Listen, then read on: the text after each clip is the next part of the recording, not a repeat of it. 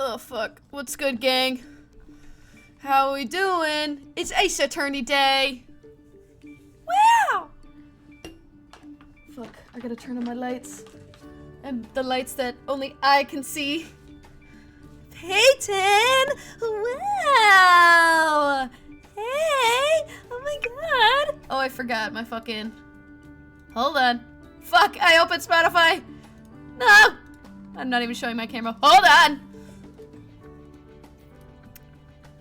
Hey, what's up? Ah! I'm so excited! Wow! I'm here and queer. I am bisexual. I am just saying shit. Anyways.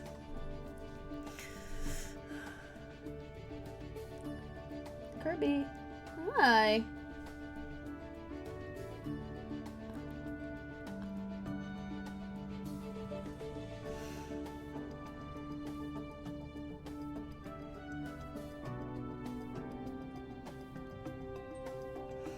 Alright, I am posting it. Places.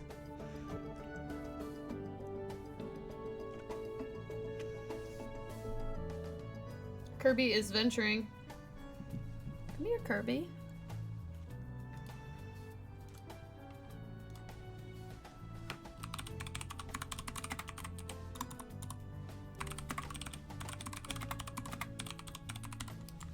He's in a tough spot. Do you need help, bub? Huh? No. You got it? You got it? No, now you're just sniffing my glove, bro. That's really weird.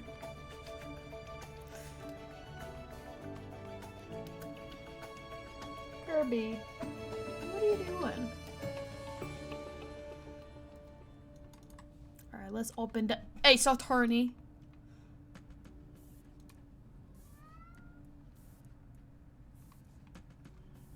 Me trying to make sure I open the right one. There we go.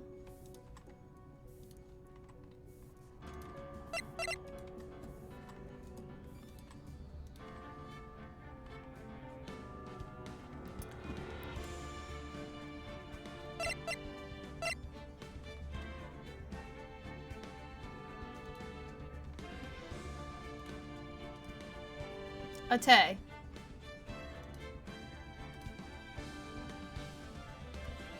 We are so slay today.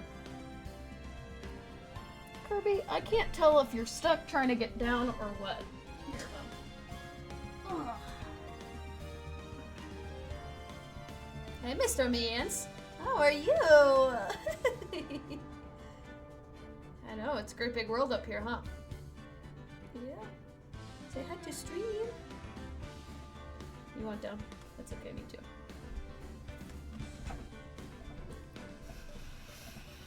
Alright. Let me light a candle, and then we can,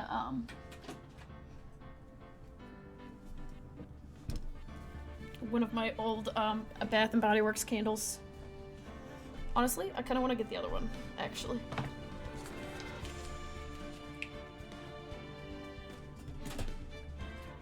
I'll be right back.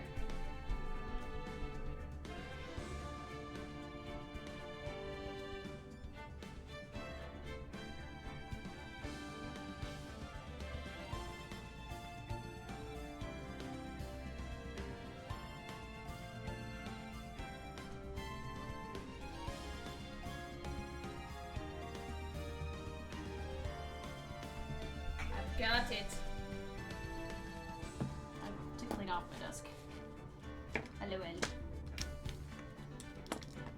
Fuck, where'd my lighter go? Oh. Oh, hello.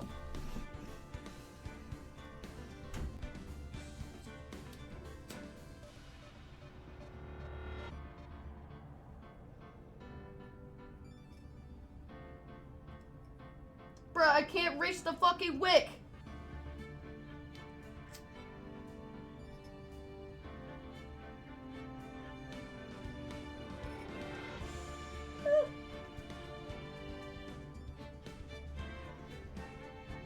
Not doing well.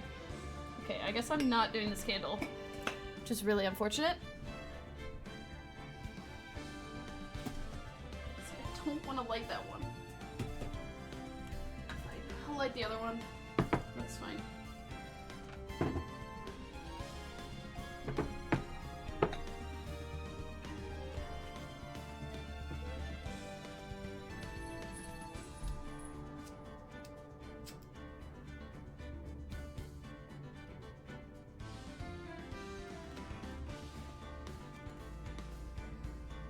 Alright, such a sleigh. Alright, I got a candle lit, and I'm so ready. I have water. We're in day 2. Sorry if my hair looks like shit. I decided to fucking try and style this before this, and it was a bad idea. Should not have done that. Okay.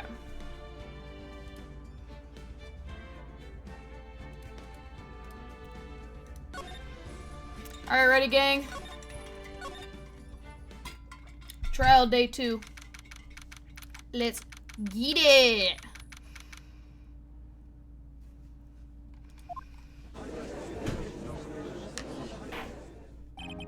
Hello?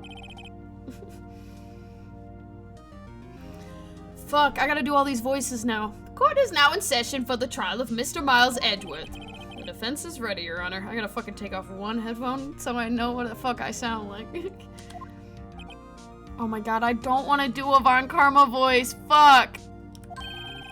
Very well, the prosecution is also ready. Who is the judge here anyway? Mr. Von Karma, your opening statement. Very well. No opening statements, so... I don't know what voice to do. Oh my god, I kind of want to give him a goofy voice, but I still want it to match. Do I just say fuck it, go full RT game on it? Not so fast, Judge. I was taking a meaningful pause before speaking. That's way too nasally.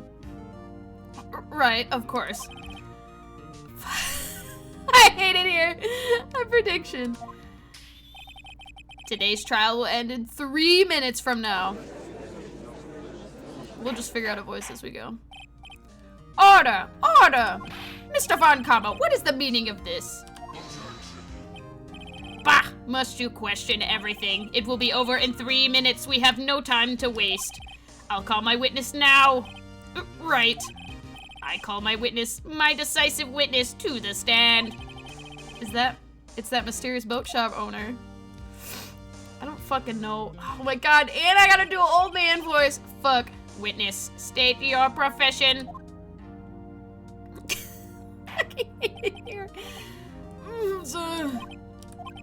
I am the perpetrator of the restaurant The Wet Noodle at Gourd Lake. And I also rent boats. The night of the incident, you were in the boat rental shop, correct? Yep, I was. Please testify. Wait a second. We still haven't heard who this old guy is. Wait a minute. The witness hasn't stated his name yet. Because I did not ask him, Mr. Wright. Bah! I have predicted this trial will end in 3 minutes. Stop asking trivial questions and cooperate. Yeah, right. The witness will state his name.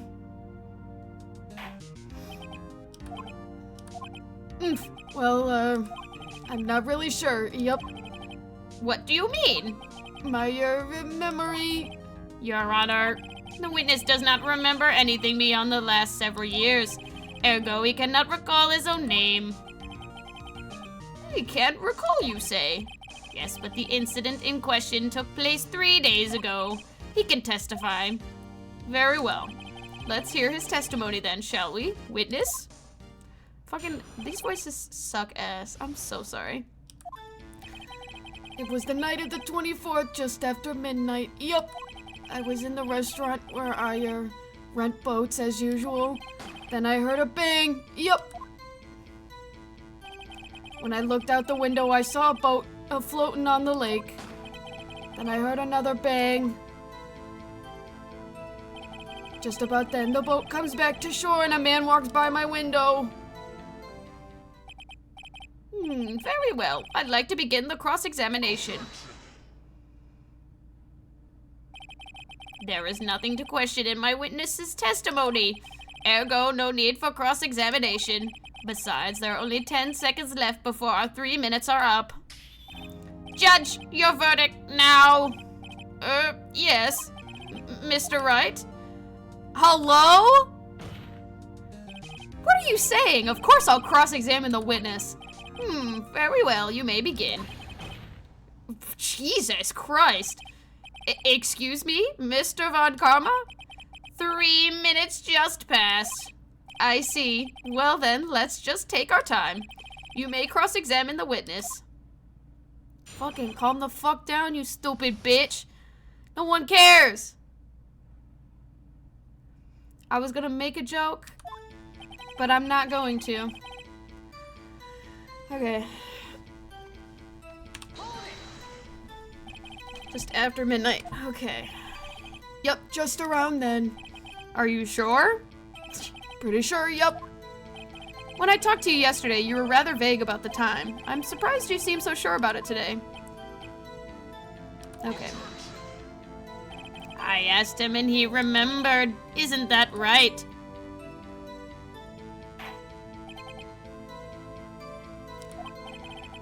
Don't glare at me like that. I remembered it clearly, I did. Yup. You see, continue.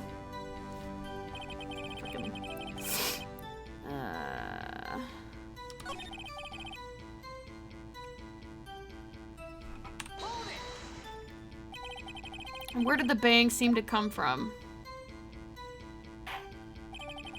From the lake, I figure. Are you certain? Yep. Good. Continue. Motherfucker.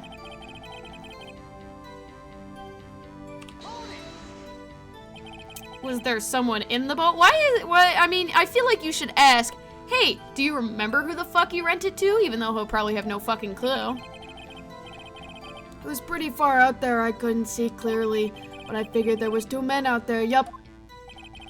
But you couldn't see them clearly. Yup, at the time, that is. At the time. Then I heard another bang. So you heard 2 gunshots total. Yup. That's what Lotta said in her testimony yesterday. Yup. Fucking God, man. By your window. Yep, by my window, right outside the window of my little shack. And could you see the man's face? Well, the fog was pretty darn thick, but he was just right in front of me. I saw him. It's a rather important detail. Please add it to your testimony. Who the fuck asked? I need to pick a new fucking voice for Von Karma, because this is not fitting him at all. I'm not gonna lie. Tisk, tisk, tisk. I have a bad feeling about this.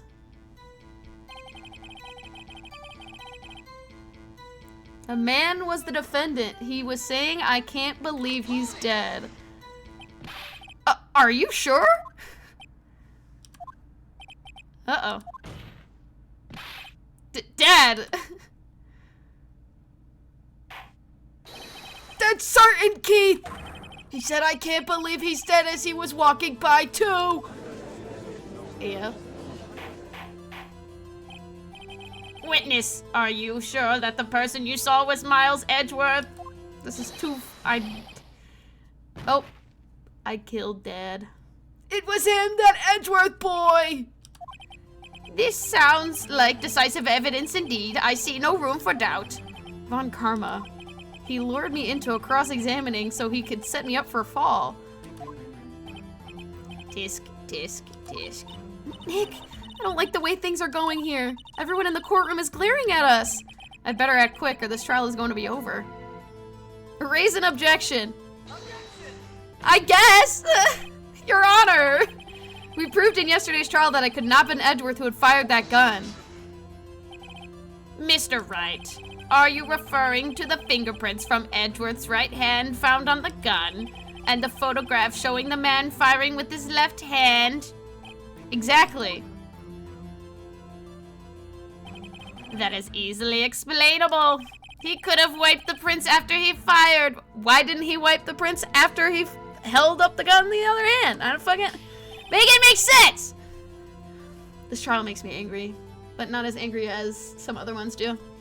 You are ignoring the truth of the matter here. Everything in this witness's testimony is true. The judge is lost in thought. What should I do?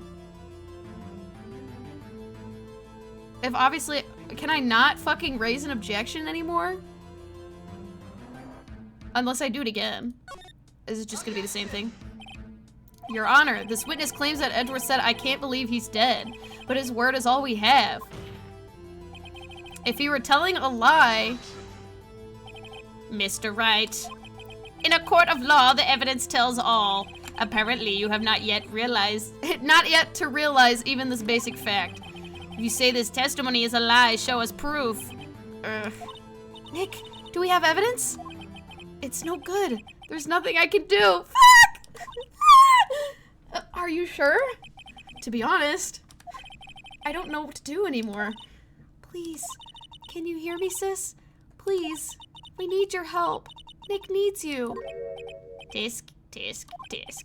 3 minutes was perhaps too high in expectation.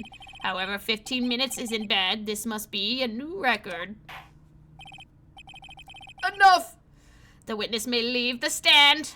Okay, now they're getting too fucking similar.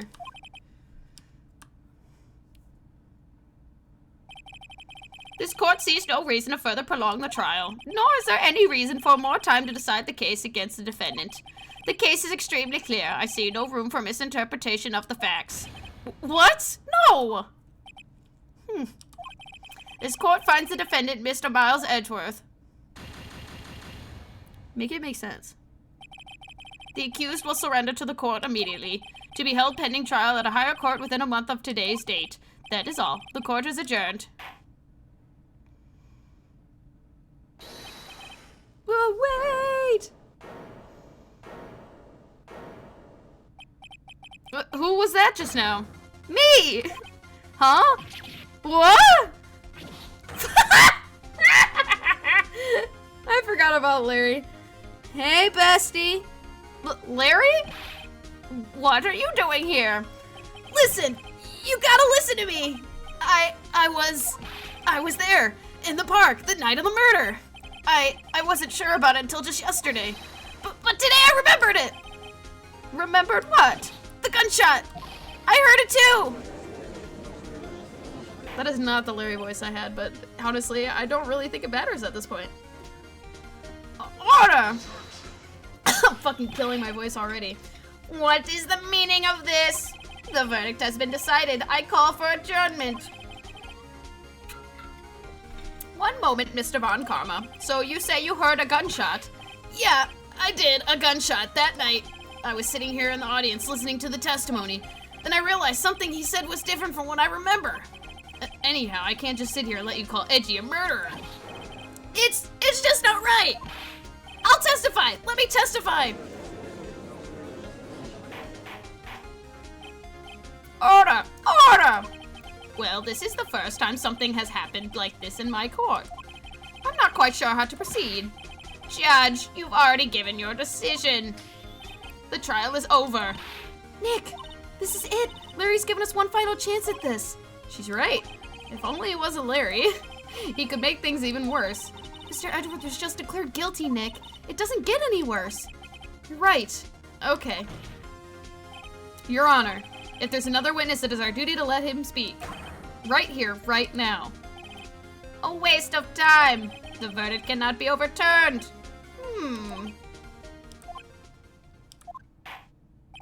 Allow me to speak my opinion. In all court proceedings, it is our duty to prevent an inaccurate verdict. In order to make sure there is no mistake has been made, every witness should be heard.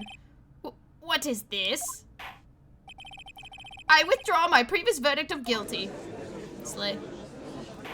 Love winning. Mr. Von Karma, I order you to call this new witness to testify. Now! What? Excuse me. The court will adjourn for a 5-minute recess. After that, we will hear this new witness. Court is adjourned. Motherfucker. Oh, I forgot to fix my chat. Oopsies. Give me a sec. Beep boop boop. Beep boop boop beep boop boop.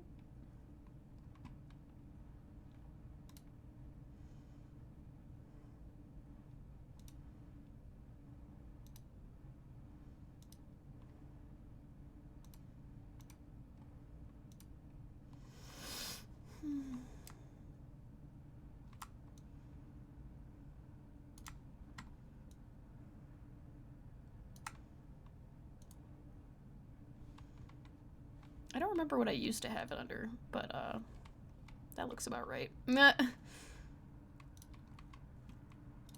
Okay. Whew. That was too close. Sorry to keep you on the edge of your seat like that, Edgeworth. I've seen worse. You're right, Edgeworth. You're sweating bullets. I just wonder what Larry plans to say in there. Larry was at the lake that night? Yes. He said he went looking for the steel samurai balloon that flew into the lake. Oh, right. He found the balloon in the air tank that night. Yeah. Hey, Edgeworth. Huh? You say something, right? Yeah, a lot of things. You seem out of it. What's wrong? It's nothing. Mr. Edgeworth, there's something I've been meaning to ask you. What's that? Why are your fingerprints on the murder weapon? Oh. Why didn't they, like, ask Edgeworth any of these questions before this? Like, when he fell into the lake, I went into a daze. I couldn't understand what had happened. I couldn't think straight. Then I saw the pistol laying on the floor in the boat in front of me. I picked it up without thinking. I didn't have a reason, really. I see. Right. Yeah? This might be our chance. Our chance? Von Karma's only ever run perfect trials.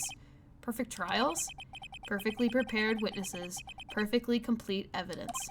That's the secret to his success. This is the first time he's ever had to deal with something unexpected. He has to let someone he hasn't even talked to testify before the court. And that someone is Larry. What are you getting at? It's likely his testimony will be full of holes, right? That's right, Nick! No 10-minute trial this time. We'll milk this one for all it's worth. Hey, it was 15 minutes. 15! Everything's on Larry now. Slay. Oh boy.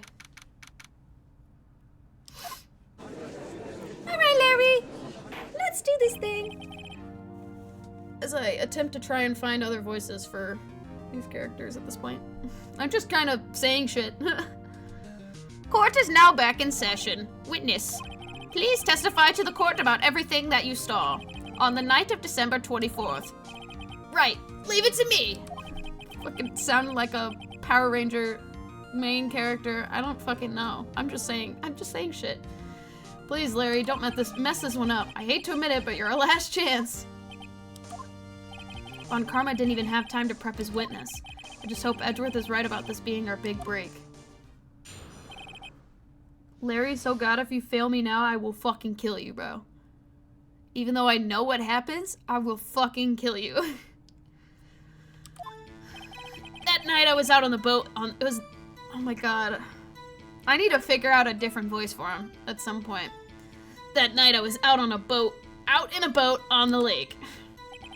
I was looking for something, and I found it. So I quietly slipped the boat back at the rental dock. Holy fuck, I can't read! Then, just as I was thinking about going home, I heard this bang. Fuck. Looked out over the lake, but I didn't see a boat. So after I heard that single gunshot, I went home.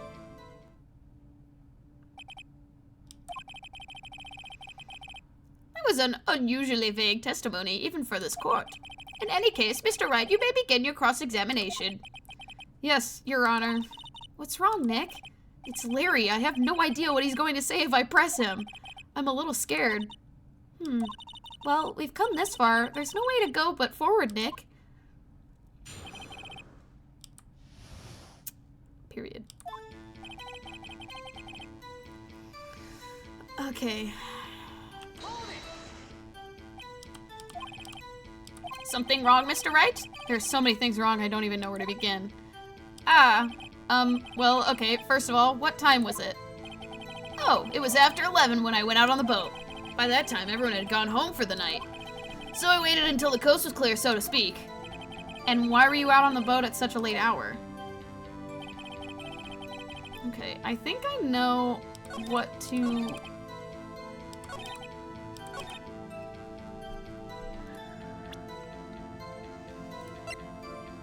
Where is it? There we go. Wait a sec, Larry. What? You only heard one bang? You're sure? That's what I said. But Miss Lotta Hart testified yesterday that she heard 2 bangs. And the old man just now said the same thing. They both heard 2 gunshots that night. Were you even listening? Were you even paying attention at all to what they said? Yo, Nick, please! Huh? You know, something's been bothering me. I'm a witness, see? I'm like a customer here. So you gotta treat me nice and stuff, okay? Kill yourself. I'm sorry. Mr. Butts. What? You only heard 1 gunshot, are you sure? Oh, Christ. Well, to tell you the truth, I'm not sure. Eh? Not sure? How can you not be sure? Yeah, well, I might have missed the other gunshot. I was, listening to something else. Something else? My radio, dude, with my headphones. Forgot this was like 2001. What? Order! Order! And stop that booing! Mr. Butts! You were listening to the radio with your headphones. Yeah, so what? That's a crime? I listen to my radio. Everyone listens to the radio. What's the big deal? Mr. Von Karma, your opinion? Waste of time. I do not accept this witness nor his shoddy testimony. Well, Mr. Wright, should he continue the testimony? Oh, fucking continue. I don't give a fuck. You're my fucking last shot. You're gonna continue. I don't give a damn. Your Honor. Please allow the witness to continue his testimony. Bah! Nothing is more pitiful than a lawyer who doesn't know when he's lost. Very well, Mr. Butts. Please give your testimony and be sure to include the details like your radio. Right, leave it to me. I wouldn't if there were any other way out of this, believe me.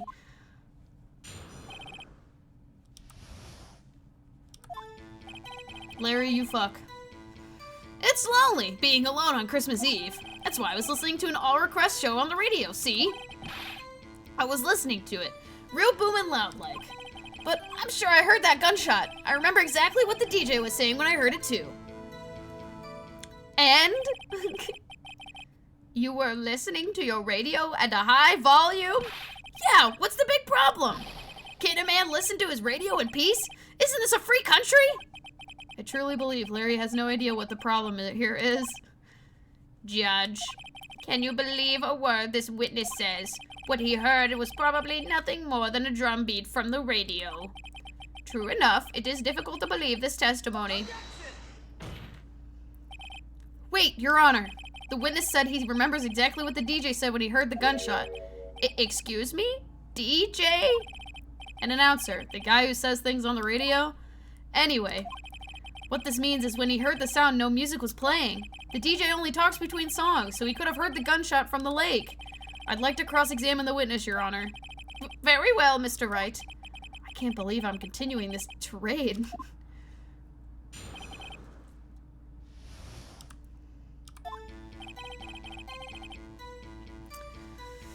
Fuck. Okay. Can you fucking tell me what he said? And I missed my B-reel! God damn it!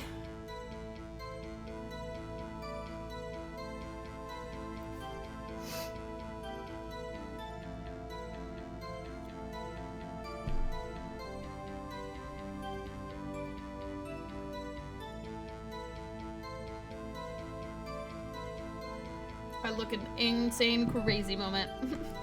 What did she say? Mr. Wright, please cease these pointless questions. What possible good could knowing what the radio DJ said to us? Indeed, Mr. Von Karma has a point. I'll allow the question only if you see some reason why we should care. We do fucking care. Why do you think I'm doing this? You're all stupid! Sorry, this is aggressive. We should care, Your Honor. Of course we should. Why? Well, how do you know if we don't ask, Fine, very well. Mr. Butts, please testify to the court. What was the radio announcer saying when you heard the gunshot? Just when she said, hey, it's almost Christmas, I heard the gunshot. And this is where the fucking meme comes in. Are you sure? Of course I am. She had this real sexy voice. Maybe Von Karma was right. I'm not sure how this helped us at all. Fucking know what the reason is.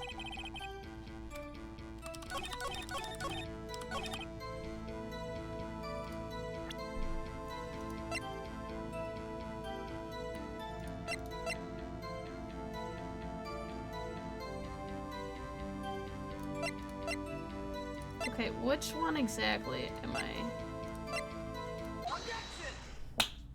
Gotcha. Gotcha, bitch. Larry, are you absolutely sure what you're saying is correct? Huh? What's with the face? You look scary, dude. Hey, if you're trying to scare me, you better know I don't scare that easily. You say, sweating fucking bullets. Is something the matter, Mr. Wright? Your Honor, did you hear what the witness just said? The DJ said, hey, it's almost Christmas when he heard the gunshot. Indeed, and almost Christmas means it wasn't Christmas. Do you realize what this means?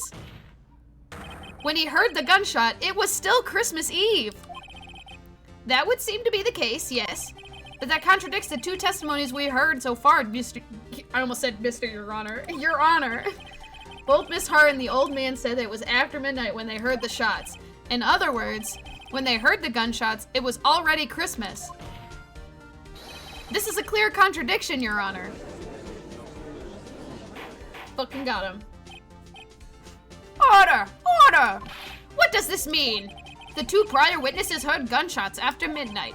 However, the witness says he heard a gunshot before midnight. Judge, the answer is simple. The current witness is plainly mistaken. Just look at him. Suspicious. What?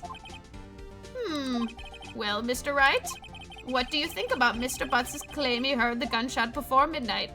He's fucking right. I don't give a fuck. Larry's not mistaken, Your Honor. He heard that gunshot before midnight. Intriguing. I'm assuming you have evidence for this wild claim. Show me evidence there was a gunshot before midnight. Fuck!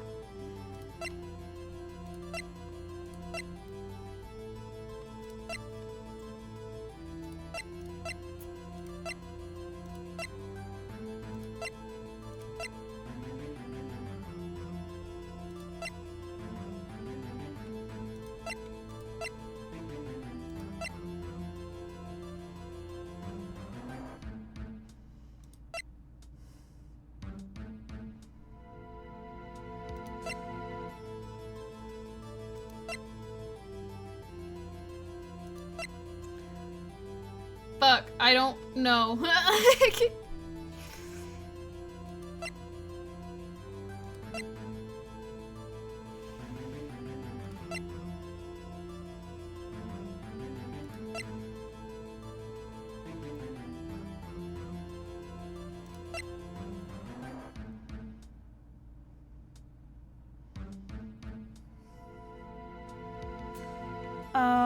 Oh my fucking god, I don't remember. I feel like it's one of those three, but I don't... It's definitely not any of the DL-6 shit yet.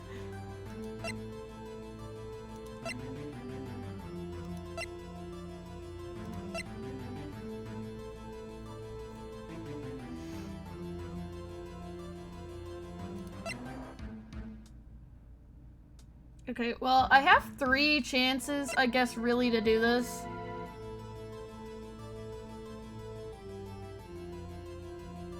I would assume it's this one, maybe? I would assume the empty lake, it's showing me only directly where it was before, if that makes sense. I don't know. Oh, fuck, hold on. Look at this photograph! I'm sorry. I have to stop doing that. This was taken by our witness yesterday, Miss Loudahart, with her automatic camera. The timestamp on the photo reads December 24th, 11:50 p.m. Oh? But there's nothing on the lake in this picture. Your Honor, the real issue here is not why nothing is shown in this photograph. It is why this photograph exists at all. What do you mean? Your Honor, this photograph was taken by an automatic camera. That camera was set to go off in response to loud noises. Ah! Correct. There was a loud noise on the lake at 11:50 p.m. That was why this photograph was taken.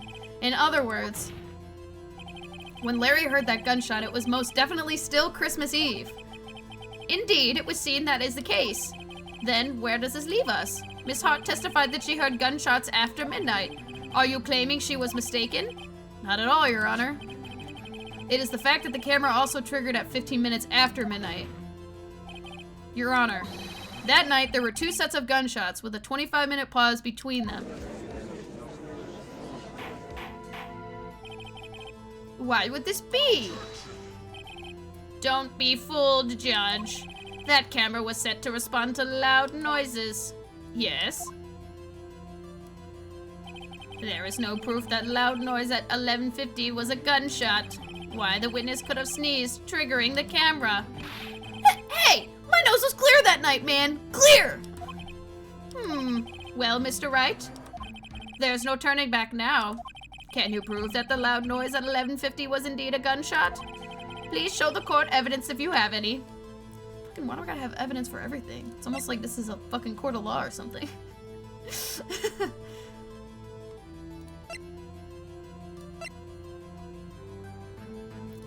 What the fuck am I doing again? I don't remember.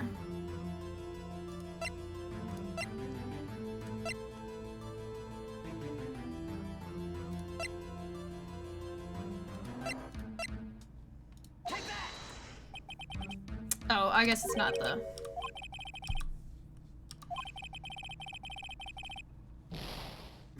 LOL. Okay, I'm just gonna... I don't think I'm gonna run out immediately, but I'm gonna save it anyway.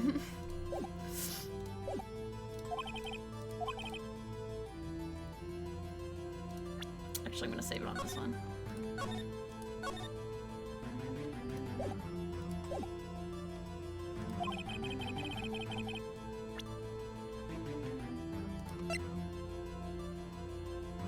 Am I presenting the camera? No. Okay. Okay, well, I'm gonna just load this because I don't want to fucking waste all my shit.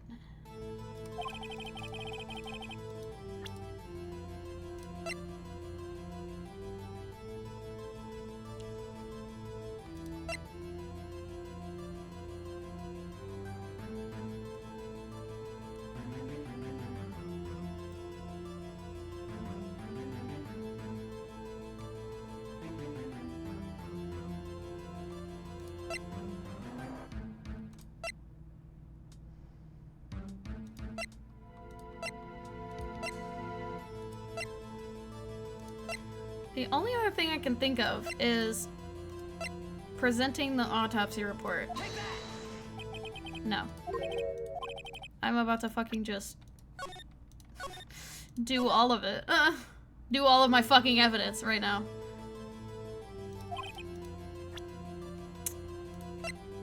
So it's not that, it's not the camera. And I don't think it's going to be the lake photo.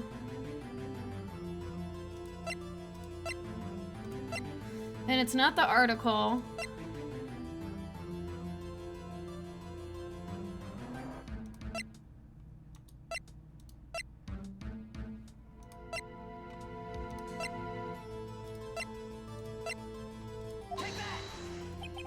I don't know what fucking one it would be. Am I stupid?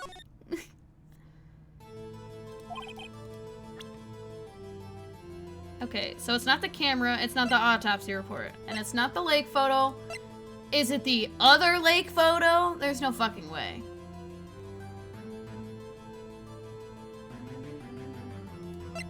I feel very stupid.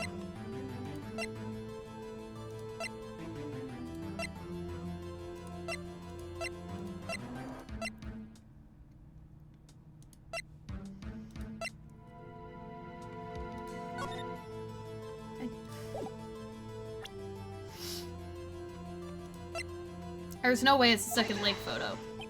No. Okay. So I'm just... I think I'm just fucking stupid. I am so sorry.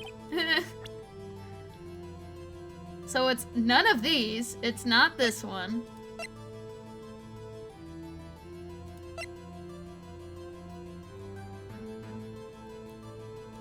I'm about to fucking hit all my evidence.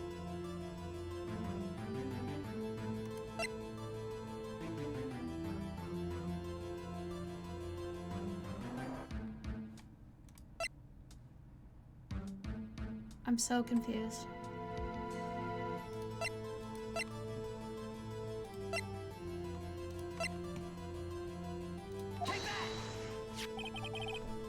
Why is it the fucking gun? Why is it the gun? Why? This is my evidence. The murder weapon?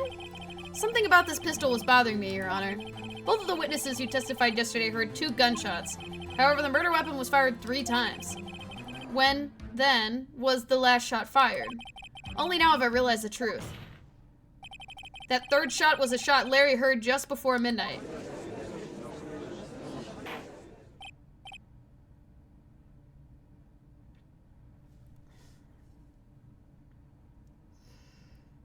I just need a second because I know the outcome of this case.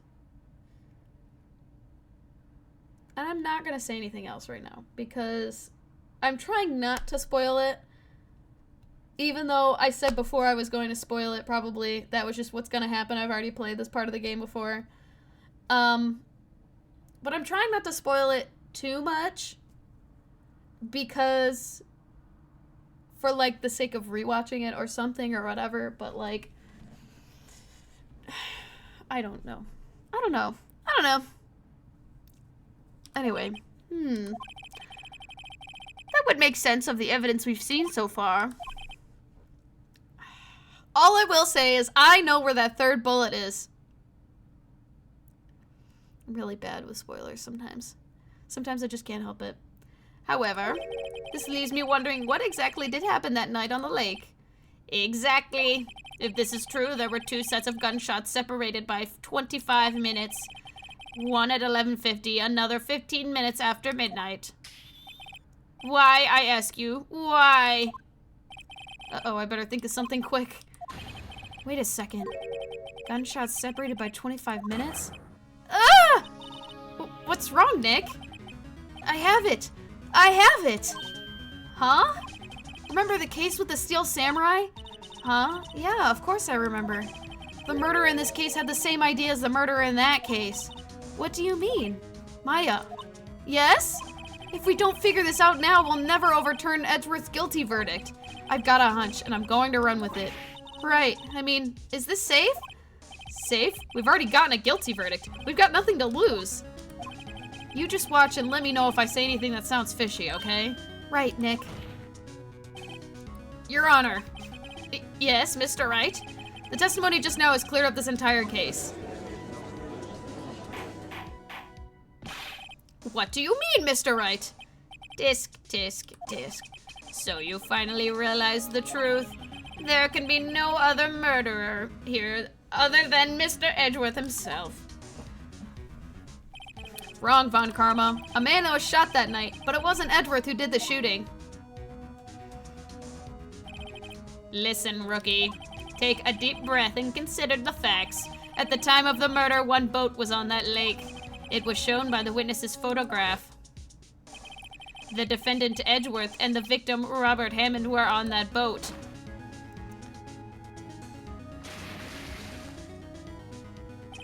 There was a gunshot fired on that boat and Robert Hammond fell into the lake. The distance of the shooting was 1 meter. It couldn't have been suicide. Well, the guilty party has to be the other man on that boat. I admit it is hard to imagine any other possibility. Yes, but this assumes that the victim was shot at 15 minutes after midnight. What do you mean by that, Mr. Wright? We have photographic evidence of the time of the shooting. The timestamp on the photo says 12:15. But Larry heard a gunshot 25 minutes before that.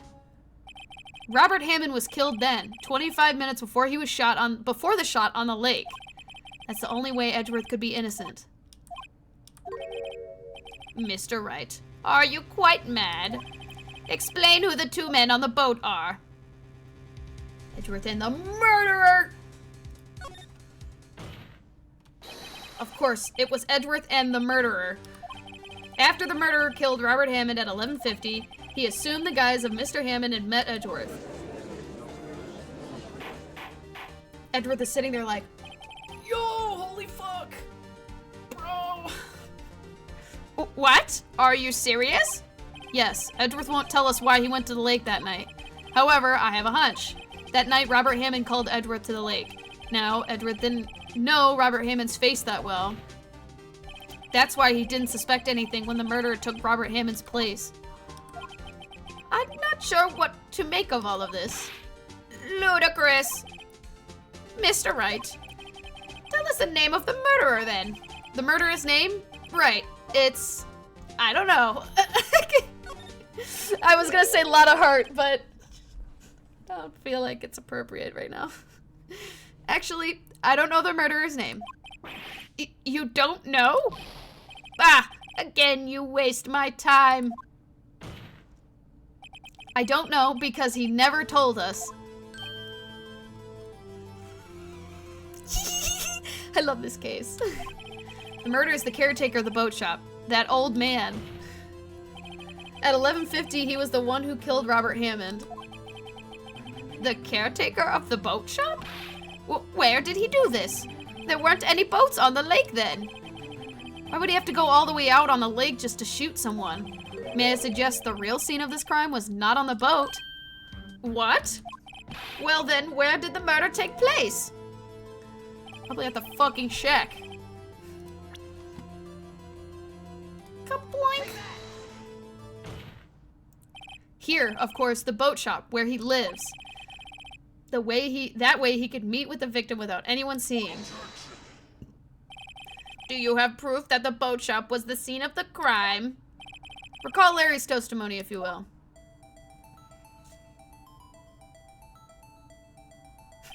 Fucking boat. Whee! That night he was out on the lake in a boat, searching for something. Oh my god, Kirby, you scared me. He finds it and returns the boat. Then, just as he's starting to head for home, he hears a gunshot. He heard a gunshot, Your Honor, even though he was wearing headphones at the time. In other words, the gunshot was very, very close by. And where would that be if he had just returned the boat? The boat shop. Mr. Wright, what happened that night on Gourd Lake? Please tell the court from the beginning. Yes, Your Honor. Nick, are you sure about this? Not really. But I think if I start at the very beginning and take it slow, I might be able to figure this out.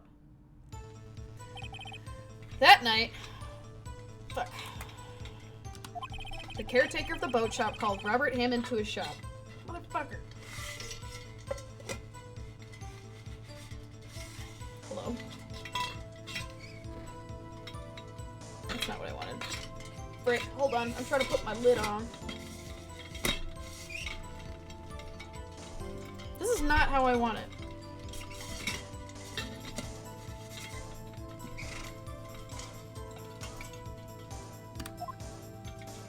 Got it.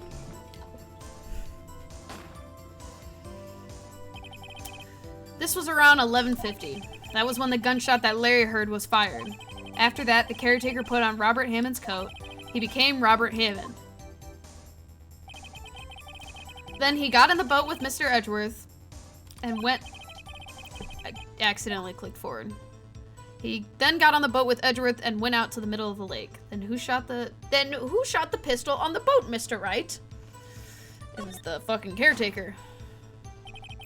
Of course, it was the murderer who shot the pistol. He shot twice. Both missed Edgeworth on purpose. Wait a minute. Yes? Why would he shoot twice if he didn't mean to hit anyone? Details. Know this, Mr. Wright. The moment you run out of explanations is the moment you lose. Tell us why the murderer had fired twice. To create a witness. I believe he shot twice to create a witness, Your Honor. Create a witness? The murderer lifts his pistol and fires one shot. That ensures anyone who heard the shot would look at the lake. Indeed, Miss Hart did exactly that after hearing the first gunshot. Next, the murderer waits a bit and he fires again. Then, the murderer jumps from the boat himself, leaving the pistol in the boat behind him. I see. To someone looking from the edge of the lake, it would appear that one of the men in the boat had shot the other. The murderer didn't know about the automatic camera, of course. That's why he shot twice to draw attention to the boat.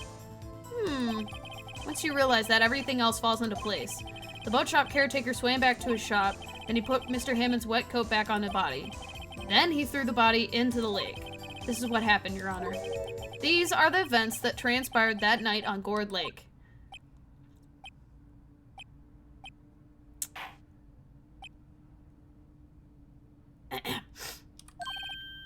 Bailiff, bring out the witness from before. The boat shop caretaker, quickly.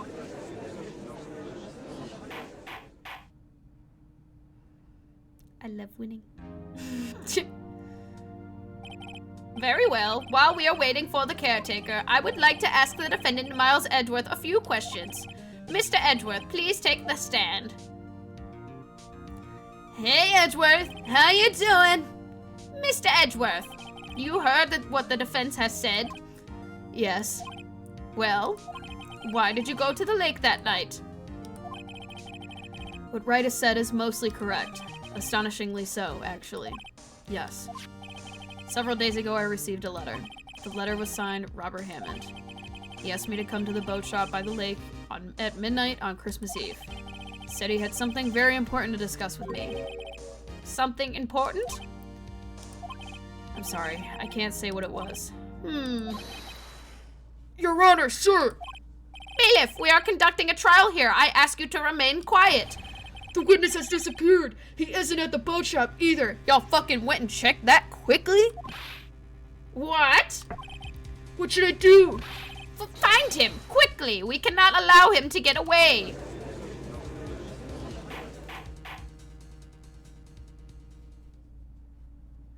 Mr. Von Karma, your witness has disappeared. A search warrant has already been issued. It goes without saying that I cannot declare a verdict under these circumstances. I'll extend the trial until tomorrow, the final day allowed. I request that the police department utilize all its forces to find that witness. Am I understood? One more thing. Just who is that boat shop caretaker? I think his identity has become very important to this trial. I want him, and I want to know who he is. Very well. Court is adjourned. Very slay. This is genuinely, like, one of my favorite cases of the game. I'm so serious. We get to learn depressing backstory, and it's fun. Wow.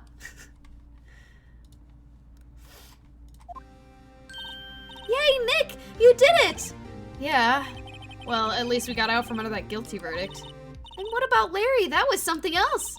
Even Von Karma didn't know what to do with his testimony. Larry really helped us out. Sure, once I sifted through his unique testimony. Still, he did save us. I just wish our cases weren't so down to the wire all the time. I know what you mean. Sometimes I feel like it's us on trial instead of our clients. Hey, Edgeworth. Mr. Edgeworth? Did you say something? Don't look so pained. I mean, it looks like you're probably going to get off the hook. You could try to smile just a little. Relax. I'm sorry, but I fear it's not over for me quite yet. What do you mean? Right. There's something that's been troubling me for a long time now, and I don't know whether or not to tell you. Edgeworth? No, there's so little time left. I want to tell you to get it off my chest, but I can't make up my mind. What is this about, Edgeworth? It's a nightmare I've had. A memory of a crime that I committed. A crime you committed? A memory of a murder.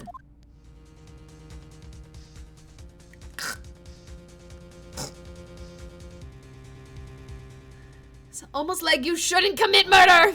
It's almost like it's a bad thing! Stop doing crime. It's illegal and really bad.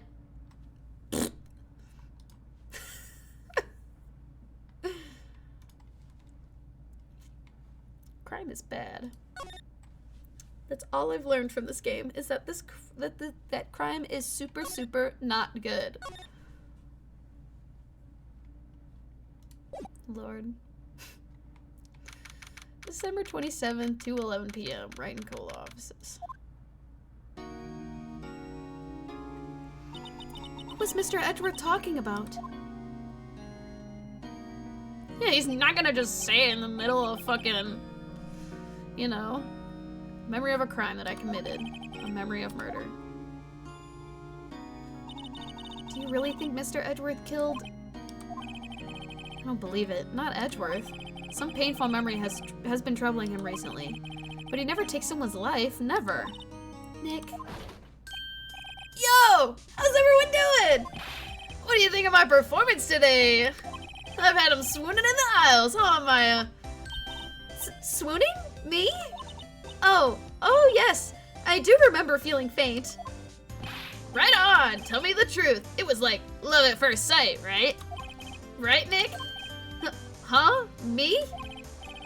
Well, maybe my heart skipped a beat or two. I think you can do better than that. Come on, I saved Edgeworth in there, dude. Edgy. You guys should be bowing before me. Yeah, bow before your hero. Okay, Larry, how about you shut the fuck up? Larry, you really helped out in the trial today. You're also ruining my fucking voice, so I need you to get the fuck out of here, dog. Holy shit. Hold on.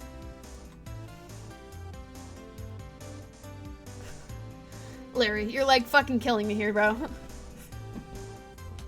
Oh, fuck. My camera like refuses to be centered, and it's absolutely bothering me. I also just can't sit still. ADHD brain, ADHD body, ADHD life. You did! If you weren't there, Larry, I'm sure Mr. Edgeworth would have been found guilty. But seriously, Nick, that boat shop caretaker guy is pretty suspicious. But Edgy ain't off the hook yet. Way to spoil the mood, Larry. Hey, I'm just a guy sitting in the audience, you know? But from where I was sitting, Edgy seemed pretty edgy. I mean, can you really know he's telling the truth about that night? Nick? I don't know. But what I do know is I'm going to believe in you two until the end. Us two? Edgeworth and who else? You mean me, right? Nah, he means me, right, Nick? Yeah, you, Larry. Not me. But why you, Larry? Huh? Actually, yeah, why me, Nick? Enough with the silent treatment. Lord. Nick, why do you trust Mr. Edgeworth so much? I mean, he's changed recently, true, but when we first met him, he was kind of a jerk, don't you think? You didn't know him back then. Back when he wanted to become a defense attorney. Wait, was that when you two were classmates? Yes, in grade school. They saved me, Miles, and Larry. They saved me and I'll never forget it. That's why I became a defense attorney, you know? What? Hey, Larry, what's he talking about? Huh? Sorry, I kind of forgot. Okay, Nick, out with it. I'm going to hear the story today, and that's final. Okay. It's kind of a long story, so hang in there. It was the very end of 3rd grade. I was on trial, a glass trial. Danganronpa! Fuck. Hold on. Fuck. Shit. Where is it? Shit. Fuck. Shit. Where is it? Fuck. Shit. Where is it?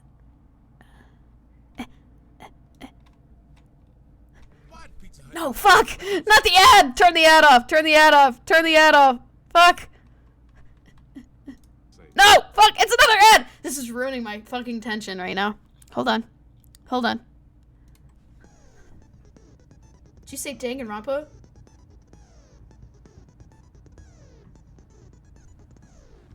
Okay, that was it. That was a joke. That just ruined it. All of my fucking dramatic tension for that joke was absolutely, completely ruined. Oh man, I am so not fucking funny. A class trial? I should really just put the... I'm so stupid. You remember, Larry? Spring, end of 3rd grade? A kid in our class got his lunch money stolen. Lunch money? Our school was really small.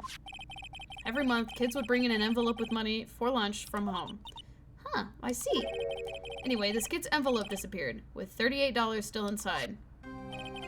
Oh, yeah. Now that you mention it, I do remember that. I can see why you'd forget it, though. You were out of school that day. Anyway, the envelope had been stolen during PE class. I was coming down with a cold, so I skipped PE that day. I was the only one not in class. So, they thought you did it? Yeah, the kids in class said I should be put on trial. Trial? So the next day we held a classroom trial with me as the defendant. I know we like joke about this and shit like that, but this would like low-key be traumatizing for like an 8-year-old. Like let's just think about this. I know this is kind of like a joke in like the community and whatever, and well, not necessarily a joke, but like somewhat, but like this would low-key be traumatizing as an 8-year-old. Just getting fucking, suddenly you just think nobody fucking likes you, everyone's out to get you, shit like that, like, damn. I didn't do it. Guilty, he did it. Guilty, it was you. Thief, give the money back. You're such a meanie. No one play with him. Just admit you did it. You can't hide the truth. We're not gonna play with you anymore. Yeah, he shouldn't be allowed in the relay race. Give me back my 50 cents I loaned you. What did that say? Hey, did you rob that bank the other day? Is crazy. He's 8. Now, Phoenix, you know you shouldn't steal people's money. It's not right. In the end, even the teacher thought I'd done it. Go over and apologize, Phoenix. I didn't know what was happening. I was so sad. I couldn't stop crying. Everyone was staring at me like I'd done it. I tried to apologize. I went to where the boy whose money had been stolen was sitting. That's when it happened. You shouldn't have to apologize. The only thing that belongs in this trial, is evidence. Anything else has no place. You should all be ashamed. Amateurs. Miles?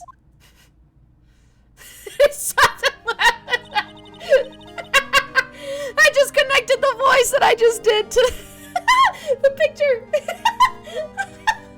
It's like, it's not even that funny. I should not have also done that movement either.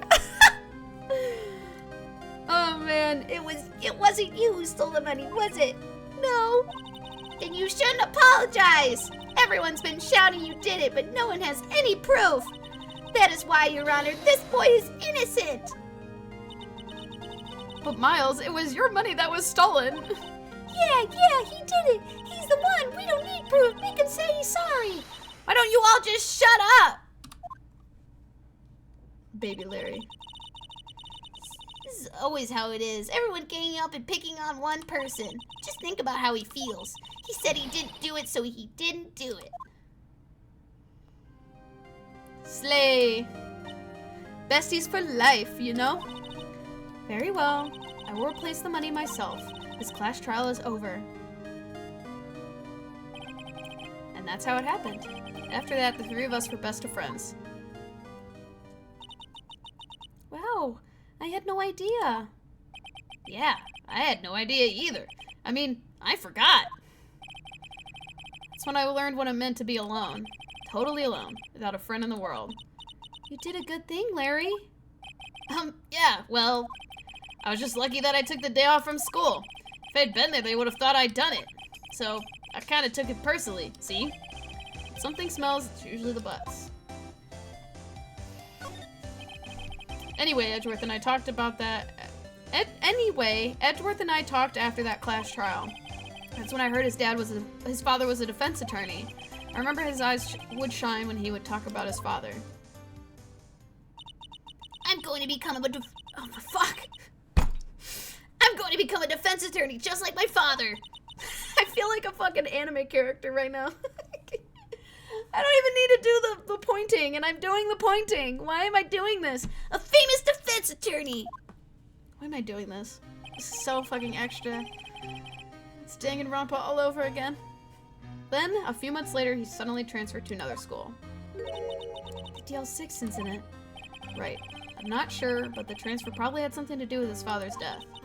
That's so sad. It was several years later when I heard Edgeworth's name again. There was an article about him in the newspaper. The headline was something like, "Dark Suspicions of a Demon Attorney." Fabricating evidence, manipulating testimonies, covering up facts. The article said he'd do anything to get a guilty verdict. Anything. But why? What happened? I mean, that's not like the Edgy I used to know at all. That's what I thought too. I tried to get in touch with him I don't know how many times. He never replied. I guess he didn't want to see his old friends. Couldn't just drop it though. I wanted to meet him, to learn why he had become who he became. That's when I decided. Wait, you don't mean that's why? That's why you became a defense attorney? To meet Edgeworth? They're fucking in love! They're in love! They're in love, Your Honor. These bitches are gay. They're so fucking gay. I don't know what to tell you. That was quite a statement. But, like, it's true. These bitches gay. Man, I am just hyped up today. I think it's because I actually really like this trial in this game and stuff. I don't know. If I was a defense attorney, I knew he'd have to meet me whether he wanted to or not. In court. That is so fucking petty, and I would do the same shit. I go through law school, done. Meet my ex-best friend possible lover in court. Done. Cause him to have unnecessary feelings. Done. Cause him to accidentally somewhat go on case for murder. Go on trial for murder, and then I have to defend him. I'd do it. Not now, I'm in a relationship. But like, if I was Phoenix and I was in that same situation, I'd do it too. Listen, this sounds really bad out of context. I don't know. Listen, I'm just saying I would do some petty shit like that too. I would do it. I would do it too. Listen, you gotta hear me out. This sounds all really bad. It's not what I meant. It sounds really bad out of context. I need to stop talking. Holy shit. I love you! I don't know what's happening right now. I'm just gonna continue. Edward believed in me and I believe in him. He's in pain and no one's on his side. I'm the only one who knows the real Edgeworth. I'm the only one who can help him. Whoa, Nick. So that's why you helped me out for free? Yes. I helped you because I believed in you. Except I don't remember saying I do it for free. Aw, Nick. Nick! Nick! We have to save Mr. Edgeworth if it's the last thing we do, okay? Right. It very well may be.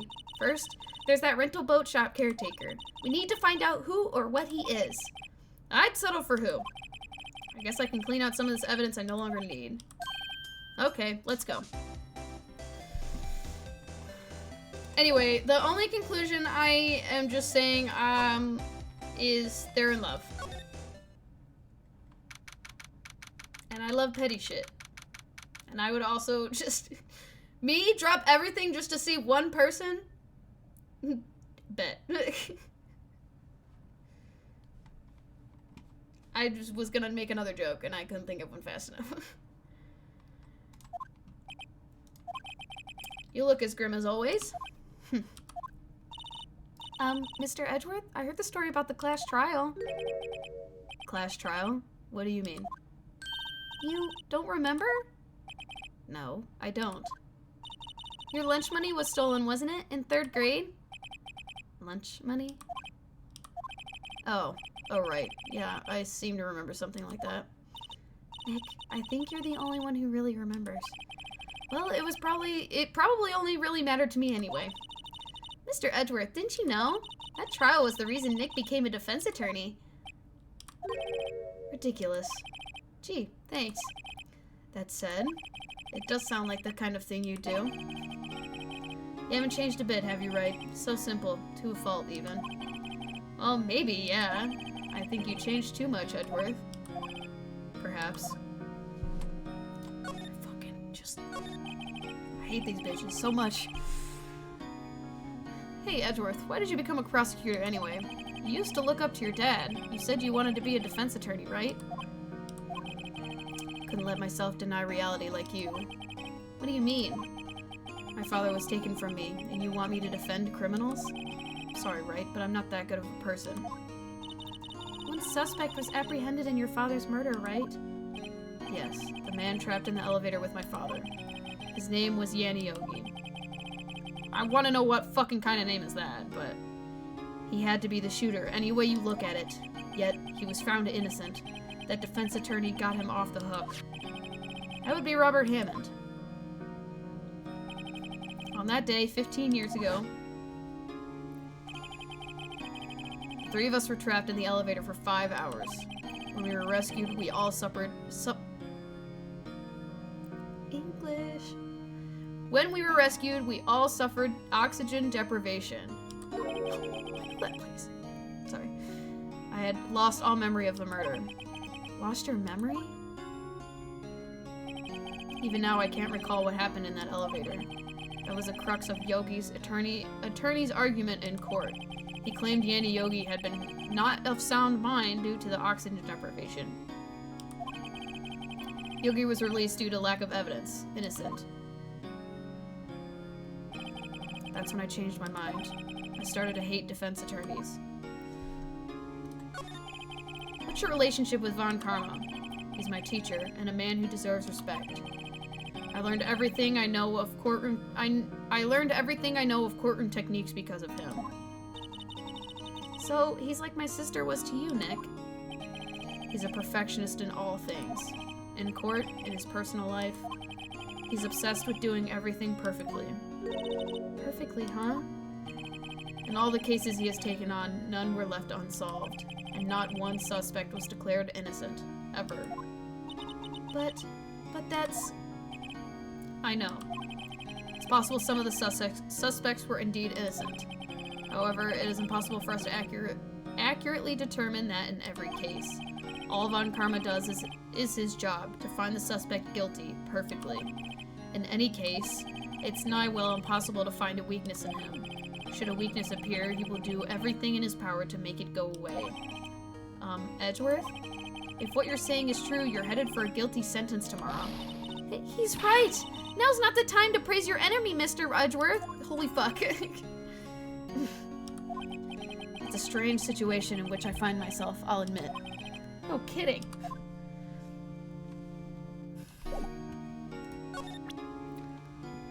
Okay, I just got rid of a bunch of shit. Okay.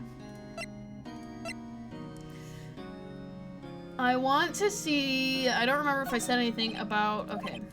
I didn't think you would fucking say anything about that. Hey, do you know anything about this fucking bird?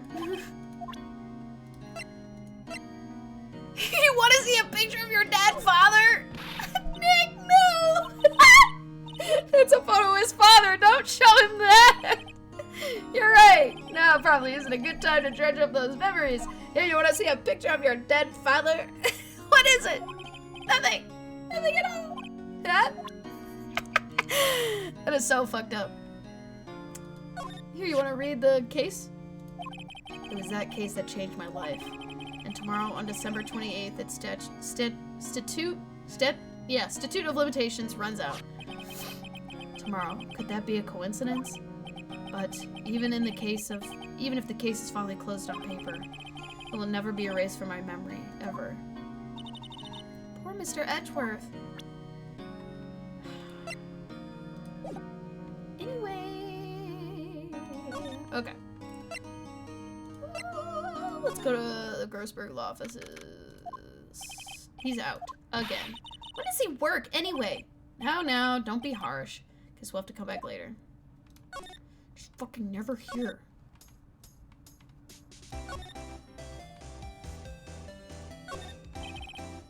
Difficult looking legal books. Blah, blah, blah. I know I feel like I have to look on there at one point, but I think I'm just confusing shit. Looks like Detective Gumshoe hasn't gotten back yet. Oh my god. He won't be coming back today. He said there was some guy he had to arrest by tomorrow. Boat shop caretaker. Shouted something about catching him if it was the last thing I'd do, pal. Good luck, Gumshoe. Pop off, Gumshoe. Mr. Dick Gumshoe. Forgot his job title. Hey, pal, long time no see. Oh my god, that's his voice. Oh, Detective Gumshoe. Got one today. Nope, that's too stupid. I hate it. Got so worked up, I snapped my tie in half. Sorry about that. No problem, pal. Thanks to you, we now know who really did it. You mean the boat shop caretaker? Look, I'll make you a promise. I'll have that scoundrel in my custody by trial time tomorrow. Come what may. It's my duty to protect... It's my duty to you as a police officer. Now I'm off to catch a criminal. Wow. Detective Gumshoe sure is active today. Oh, one other thing. No one can go into the woods today. The woods? Where Lotta was camping? The woods are off limits to camping, and apparently the park ranger found out. Got pretty mad. No one can go in for a while. Guess Lotta's in a lot of trouble. Anyways, I'll be seeing you tomorrow. Bye! We're gonna go into the woods anyway. Whee! Huh? The steel eyesore is missing. Eyesore? Looks like the hot dog stand is closed too. I guess Larry's too busy worrying about Mr. Edgeworth to show up for work. He's still at my fucking office.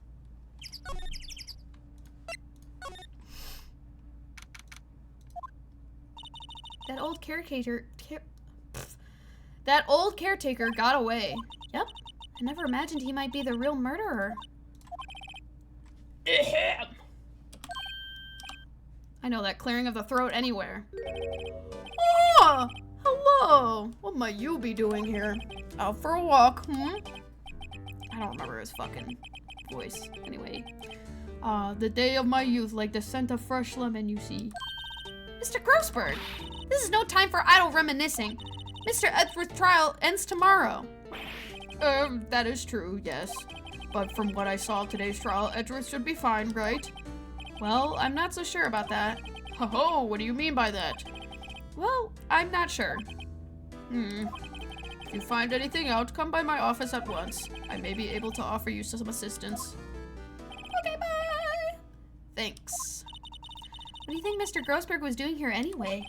Who knows? Let's get in!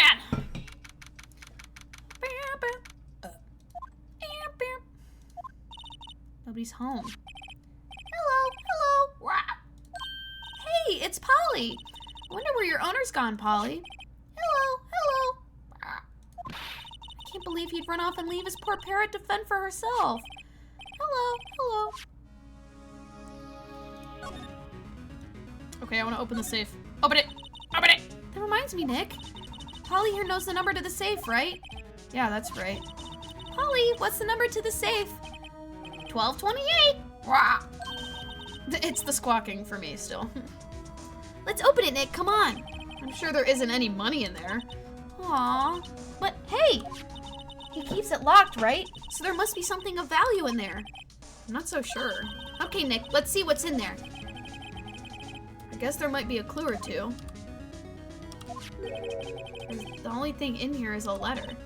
A letter? Aw, boring.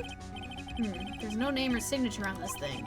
It's handwritten in very precise, clear letters. Get your revenge on Miles Edgeworth. Edgeworth? Nick! Why would Mr. Edgeworth's name be on here? How should I know? I'm going to read the whole thing. Get your revenge on Miles Edgeworth. It also says this is your last chance. Now is the time to get revenge on the two men who ruined your life. The rest of the letter goes in to describe the murder plot in detail. How to kill Robert Hammond and frame Edgeworth, calling Edgeworth out into the lake, getting him on the boat, firing twice. This is exactly what I figured out today in court. It's all here, in perfect detail. I love being right! What do you think it means, Nick? I don't know. It looks like these were instructions for the caretaker. When he killed Robert Hammond and called out Edgeworth, he's following instructions. But who could have written that letter? And what does it mean to get revenge on Miles Edgeworth? Look, I don't know, okay? But one thing's for certain. This letter is an amazing clue.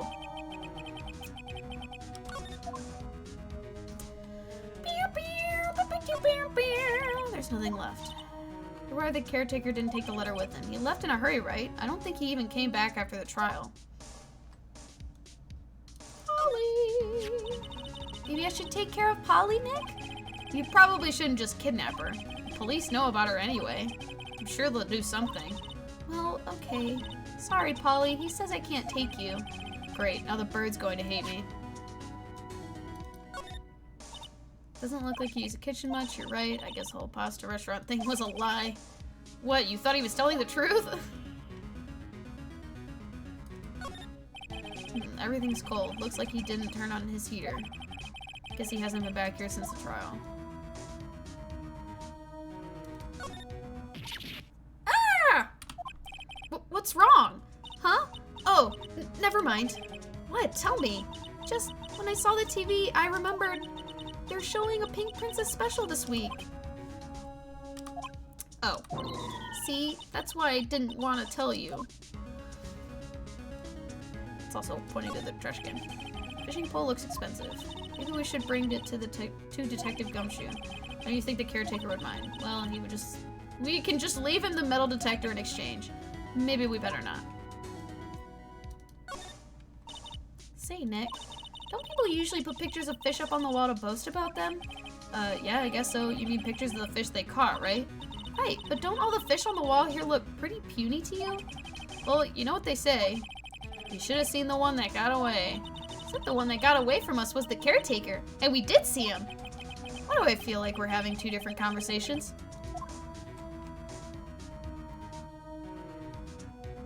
I think that's everything. Okay, well, I am taking the letter to Grossberg.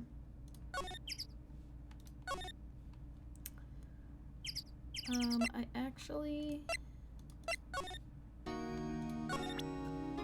Yo, look at this letter. Look at this. Edgeworth, see this letter? Hmm? It came out of the safe in the shack where the boat rental caretaker lives. I see. Revenge? On me?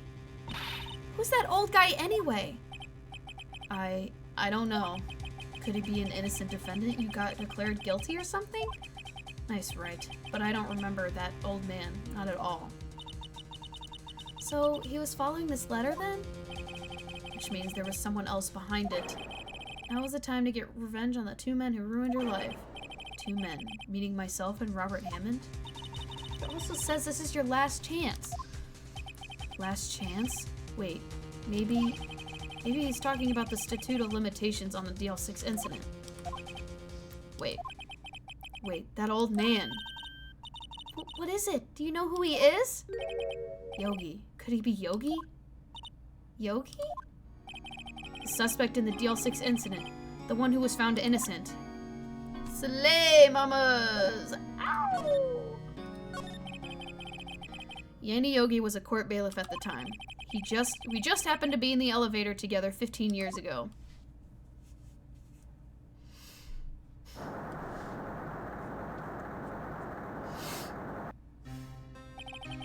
The quake was incredibly strong.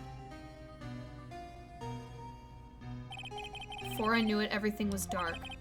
We were there for so long, it felt like forever. The air thinned and the darkness closed in on us in that little box. We became unsettled. Help, I can't breathe. Quiet, I said quiet. You're not making this any easier. I want to get out. Help, get us out. Don't shout, you'll just use up more oxygen.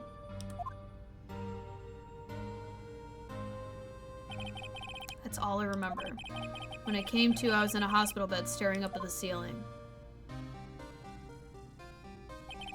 In court, Yanni Yogi's mental condition was called into question. It claimed the oxygen deprivation and stress had caused temporary insanity. In the end, the claim passed the court, and Yogi was found innocent. Huh. But isn't that strange? This letter tells him to get revenge on Edgeworth. Why would he want to take revenge on you? Right. Yeah? Something that that's been troubling me these last few days. I didn't know whether or not I should tell you. You mean the nightmare? It's a nightmare I've had. A memory of a crime that I committed. A crime you committed? A memory of a murder. I think the time has come to tell all. Honestly, I think we might be able to I think we'll have time to get through the entire fucking case. The last day of the case. I'm not gonna lie. For the last 15 years, I've had the same dream almost every night.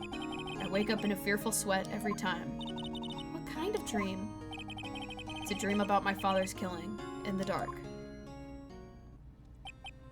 Help, I can't breathe. Quiet, I said quiet. You're not making this any easier. I know this is really serious, but I've already read this. I can't breathe. You're using up my air. What? Stop breathing my air. I'll stop you. Ah! What are you? Stop breathing my air. No, Father. He's attacking Father. Then I see the pistol lying at my feet. I'm sorry, I cannot do those other voices. Seriously now, I'm sorry. I don't know if it was evidence from that day in court or the bailiffs. In a daze, I pick up the pistol. Get away! away from my father!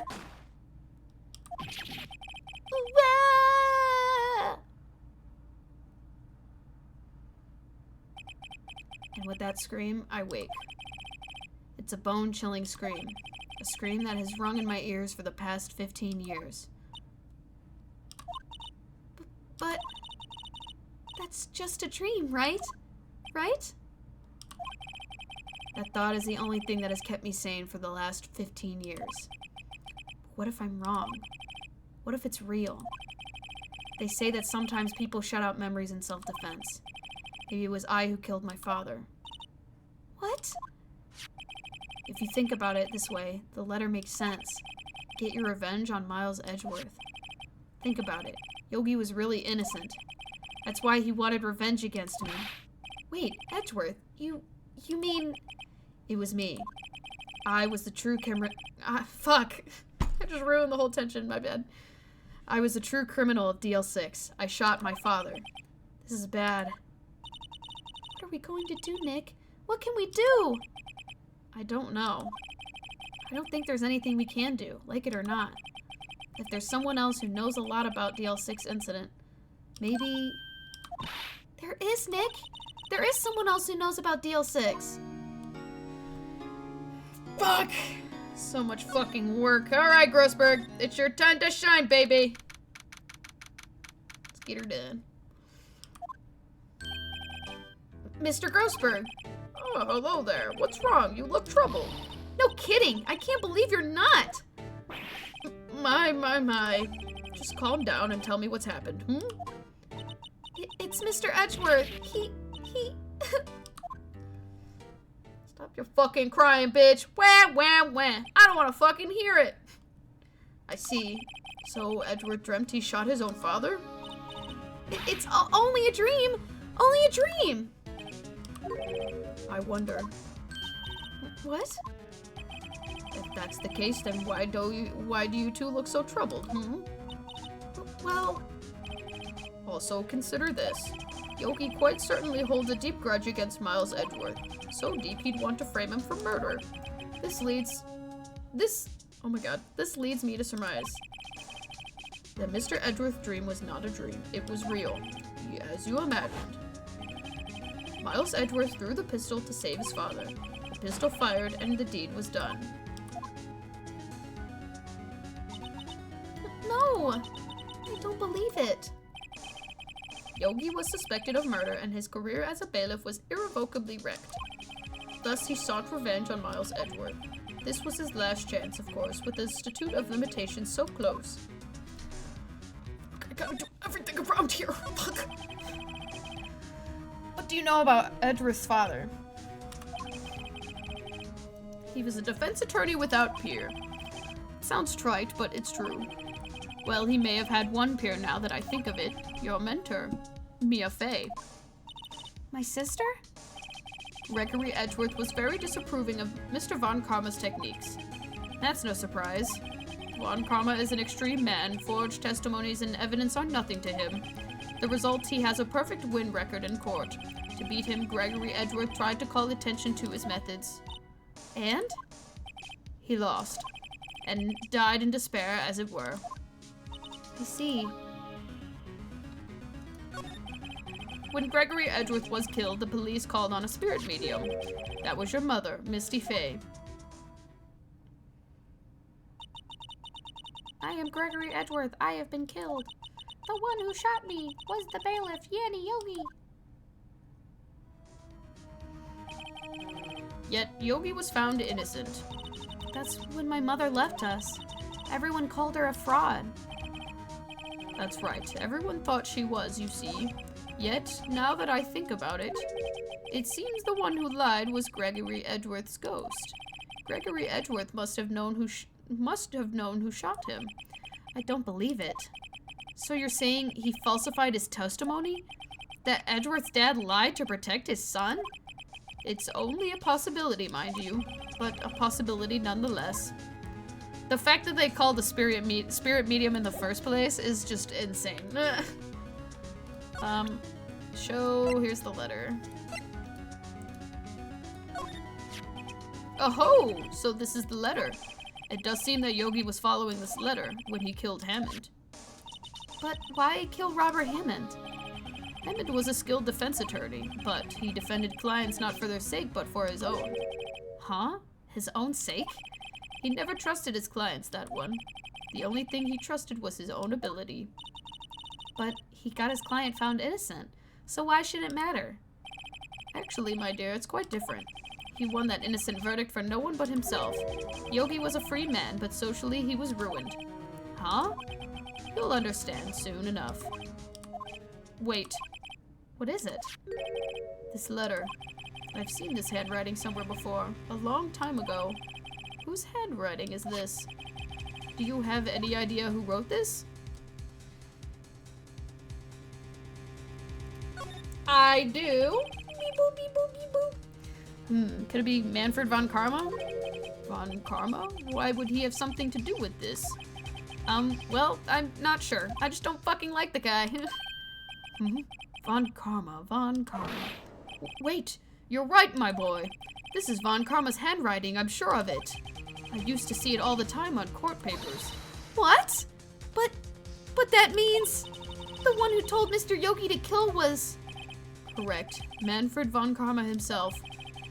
What does this mean, then? Why would Von Karma want to frame Edgeworth? I wonder. Because he's a bitch. And a stupid little shit. I don't know. I'm just saying shit. I think we've quite literally come to the fact that I am quite literally just saying shit right now. You have to believe me, I'm just saying shit. If it was truly Von Karma who wrote the letter, then he would know the truth. He would know that Miles Edgeworth had accidentally killed his own father. He'll say as much tomorrow in court, I should think. He'll press the point until the court finds Miles Edgeworth guilty. Oh no. But how could Von Karma know about Mr. Edgeworth's past like that? Even Mr. Edgeworth thought it was a nightmare. That I do not know. Yet I do know that Von Karma is both persistent and a perfectionist. He may be seeking to satisfy a grudge against Gregory Edgeworth by hurting his son. What do you mean? It was 15 years ago. Von Karma met Gregory Edgeworth in court and Von Karma did win. But he didn't make it through the trial unscarred. What happened in the trial between Edgeworth's dad and Von Karma? Von Karma got the guilty verdict he wanted. He won the trial, but Gregory Edgeworth accused Von Karma of faulty evidence, and though he lost the trial, Mr. Edgeworth's accusation stood. Faulty evidence? It was the only penalty Von Karma has ever received in his career as a prosecutor. Gregory Edgeworth dealt a blow to his perfect trial record. Wow. It must have been quite a shock for Von Karma. He took a vacation for several months after that, you see. A vacation? Yes, an unusual event for the man. That was the first and the last vacation he's taken in many years of prosecuting. Really? He doesn't take vacations? Like, go to the sea, or go to the mountains? Don't tell me he's never been to Europe. I have strange ideas about vacation, Maya. In any case, that was the only time he had took a vacation from work. I believe the penalty upset him quite a lot. Odd, if he wanted to keep a perfect record so badly. Why would he take such a long vacation? What do we do, Nick? Von Karma's going to bring up DL-6. You can bet him on it. What if Mr. Edgeworth pleads guilty to DL-6? I won't let him. Yes, Mr. Wright. I hate to say this, but even accidental murder is murder, you know. I know that. I just believe in Edgeworth's innocence. I can't believe he'd kill someone. But, Nick, Mr. Edgeworth admits it himself. His father must have lied to protect him from beyond the grave. I don't care. I know he's not guilty. Mr. Wright, if you say so, I suppose I could go check again. The police files might hold something of interest. Mr. Grossberg, thank you. I can't promise anything. In fact, I think the chances of finding something are slim. I understand. Police materials, Time to do some investigating! Whee! And I have nothing to say to you. So let's go to the Criminal Affairs Department. Wow, welcome. That's that one guy you know. Wow. There's hardly anyone here. Everyone must be out looking for the old guy, Yogi. Ah, it's you. I don't think Gumshoe will be coming back today. He's staying out late looking for someone. Sounds like we already did this part. I guess Mr. Von Karma is in there now anyway. You can go in as long as he's in there. Von Karma? Yes, he just arrived actually.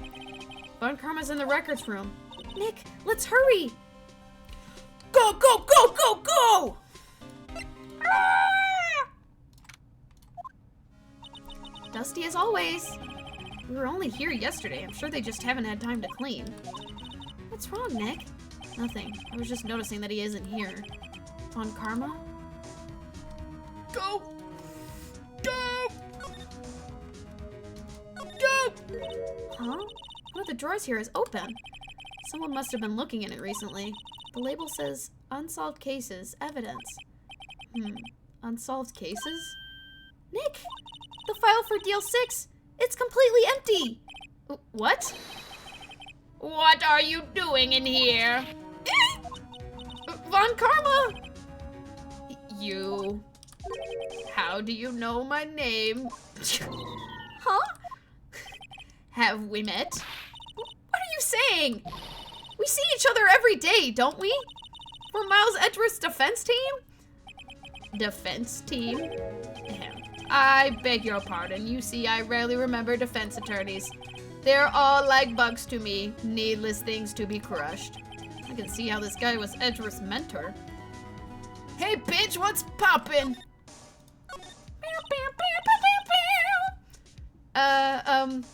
Mr. Edgeworth is your student, right? A romanticist who still can't shed that veneer of amateurism, just like his father, always second rate. Mr. Von Karma, you had an axe to grind with Mr. Gregory Edgeworth, didn't you? Me? A grudge against a mere defense attorney? Why? Yeah, you missed the almost Christmas line. I am so sorry. Yeah, he's hitting the old man hours, so. Because he dealt a blow to your otherwise perfect trial record? So you did, but what I don't get is, how did you take his son under your wing afterwards? The son of your most bitter rival. That, my dear attorney, is none of your business. I wish Blaine was here to fucking voice fucking Von Karma right now. Tomorrow will be the last day of this trial. It's been a while since I've had a defense attorney last this long. Still, you will lose in the end. Miles Edgeworth will admit his own guilt. His guilt of 15 years ago, you mean? You're quite the researcher. If you've done your homework so well, then you certainly must understand. You know what Miles Edgeworth will tell the court tomorrow. We were right. Yeah, Dalek Von Karma, literally. So Von Karma's going to bring up DL-6 tomorrow. I know it's so stupid, but I have to fucking do it. Do you want to fucking tell me what this letter's about? Oh, fuck. It's a very stupid idea. Mr. Von Karma, have a look at this. This was you, wasn't it? You instructed Yanni Yogi to commit murder. Yanni Yogi. How many years has it been since I've heard him called by that name? He's a fool. I told him to burn it after he read it. So you admit it? You wrote Mr. Yogi this letter? Yes, my dear defense attorney. Thank you for taking the trouble to bringing it to me. You've saved me from a lot of needless hassle. What? Nick, what is that thing? If I didn't think I would get demonetized, I'd bring out my fucking stun gun right now to match him. We'll just pretend it is. I'm just kidding. I don't have one. Or do I? Don't test me, motherfuckers. Indeed. 600,000 volts will course through your body like a dog touching an electric fence. 600. Oh, don't worry. People don't die from it, usually. Now give me the letter. No! No! Whoa, what are you? Nick, run! Ah! dead. Maya! Out of my way. Ah! Like, that's a crime, right? We're just gonna let this happen? This is why police should have followed us in here. Like...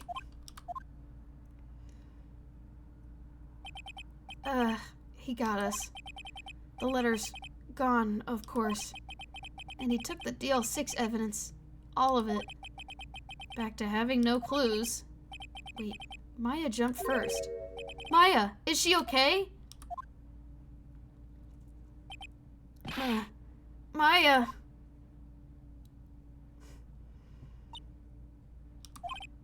Maya, open your eyes.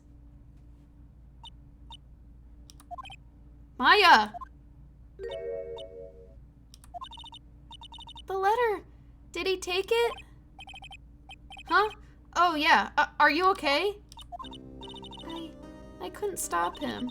I jumped as fast as I could, but one shot from that thing knocked me out cold. I'm useless.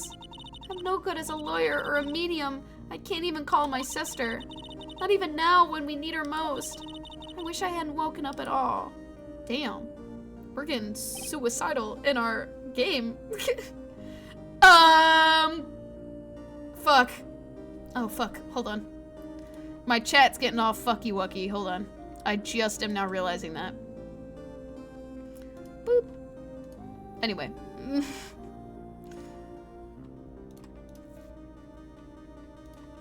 Maya! Ugh, there has to be some other way I can help her. I better do something about her self-confidence first. Maya, she's holding something. What is that? A bullet? DL-6 evidence. The DL-6 incident, evidence number 7, taken from the heart of Gregory Edgeworth. I remember. Von Karma was holding this when Maya jumped him. Pew, pew! I'll prove it to you, Maya. You're most definitely not useless. I'll prove it to you in court tomorrow. Imagine getting tased and coming out completely fine. I've never been tased before, so I honestly wouldn't know, but still.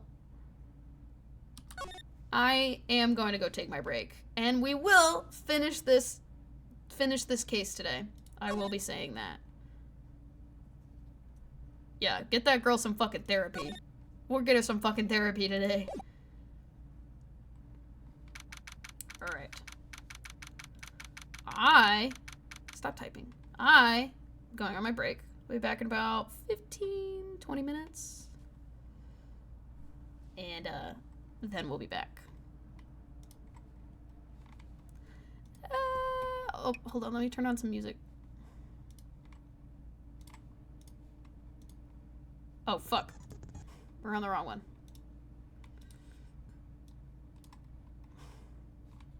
Hello? Snap your W. No! Shut up! Stop it!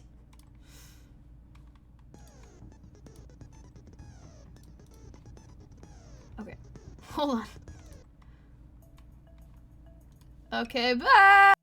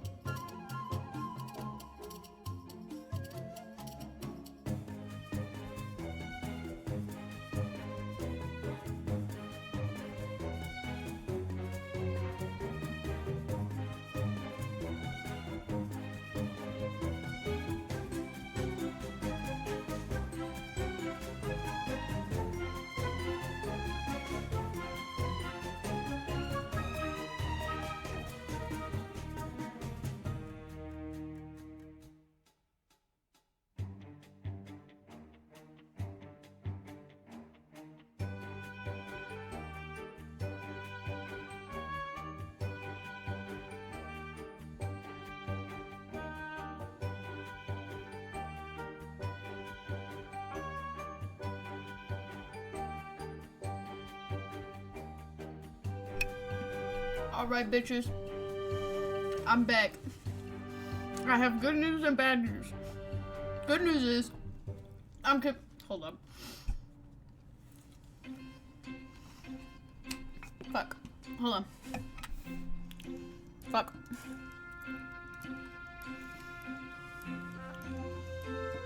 Oh my god. Transition! Good news is, I will be continuing with the case because I have 2 hours left and I want to finish it now. Bad news is, I made food and now you're gonna get free ASMR of me eating pizza. Anywho. We're gonna pause that. Bring this shit back up. Beep bonk. It'd probably help if I brought it back up on here. For everyone who is coming in now, it is we're playing Ace Tourney. It is the last day of the second to last case. Technically, it was the original last case of the game, but and it's probably my favorite case of the entire game. Oh my god, this pizza's still too hot! I reheated some old pizza from like a couple days ago. Oh fuck. This is it. Judgment Day. Today, things are going to get settled at last. A lot of things. Ah! What's the big idea? Sorry, Nick. I only touched your shoulder. I guess that shock hasn't worn off from my run-in with the stun gun yesterday. Anyhow, today's the last day of the trial. Good luck, Nick. Yeah, thanks, Maya. Edgeworth is looking glum as always. I hope Von Karma doesn't push him too hard. Ooh! What are you doing? Sorry, I'm sorry. I just thought I'd cheer you up with a pat on the back. Maya, maybe you should go outside and discharge. Right, good idea. Try not to electrocute anyone on your way out. Way up, pal!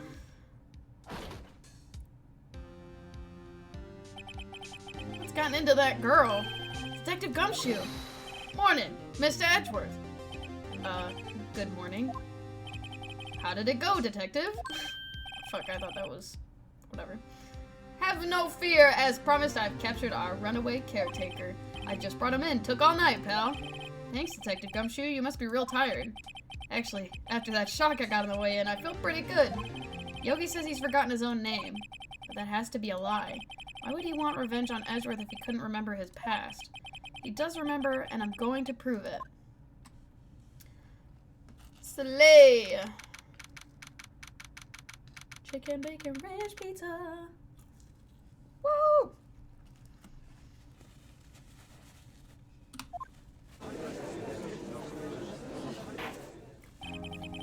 Court is now in session for the trial of Miles Edgeworth. The defense is ready, Your Honor. The prosecution is ready. Right, very well. We have reached the final day in our proceedings in this trial. I ask that the prosecution submit decisive evidence. Understood. Come on, don't be so awed and silenced by every little thing he says. Herbie. Oh, that was so cute. I don't know if anyone heard that, but he just meowed very, very softly. It was so cute. That was not what I wanted to do. Very well, Mr. Von Karma, your opening statement. Right. Thanks to Detective Gumshoe's efforts, the boat rental caretaker has been arrested. Well, in yesterday's trial, the defense is Did I talk with my mouth or should I even bother?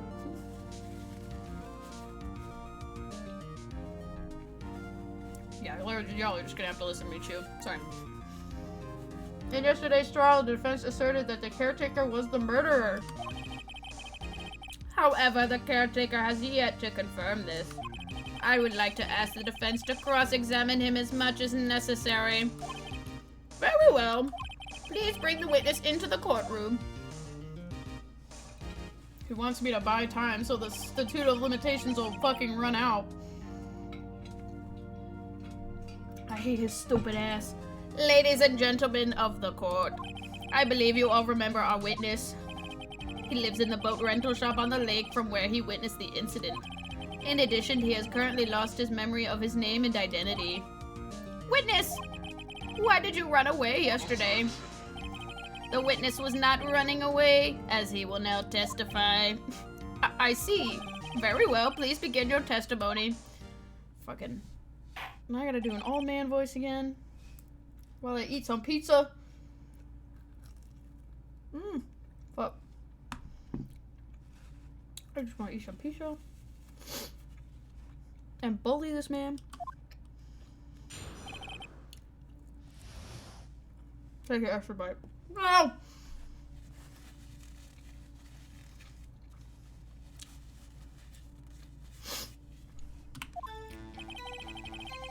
Oh, I'm really sorry about just leaving yesterday like I did, but I wasn't running away or nothing.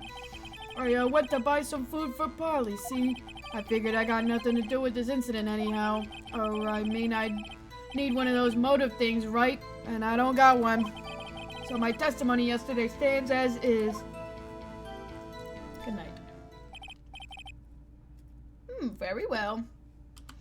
Let's begin the cross-examination, shall we? He has to know his name. Yanni Yogi. You're Yanni Yogi and I'm going to prove it. Slay.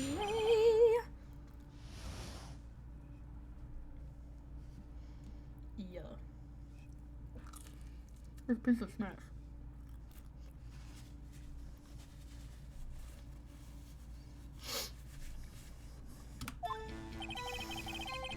Okay.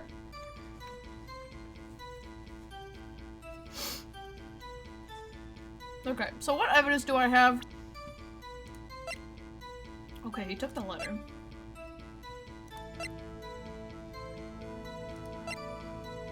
I still have the case file. The picture of Greg, Mr. Greg Edgeworth dead. And the bullet.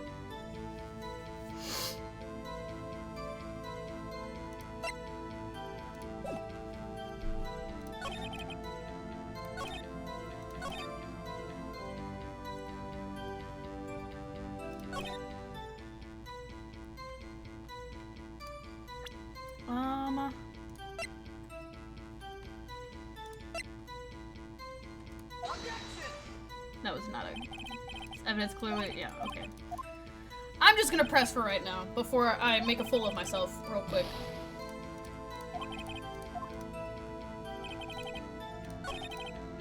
Have to prove this man. To prove this man is who he says he is. Do that and the motive will prove itself. Okay.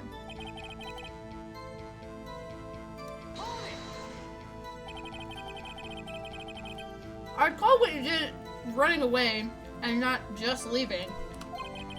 You heard Larry's testimony and you realized you were in danger. Now, Mr. Wright, there's no need to rush to conclusions. As I said, the witness was not running away. Listen to the testimony. Sure seems relaxed.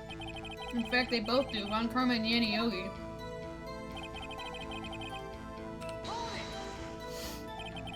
Then why did you leave? Say as I try to take a bite.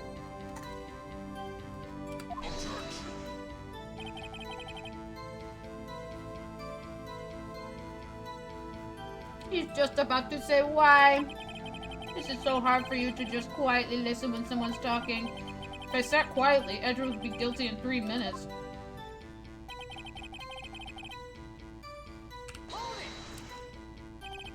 Food? Well, Holly is a bit of a gourmand, you see. She only eats these high-quality bird pellets from France. They only have them in the big pet shop downtown. But you weren't arrested until this morning. Why don't you go back to the caretaker's shack? Oh, well, I kind of got lost, you see. The witness has trouble remembering things sometimes. When the police apprehended him, he was on his way back to the shack. You're right. Nice try, Von Karma. No one's going to believe that. I see. So he wasn't lost. Please, Your Honor, come to your senses.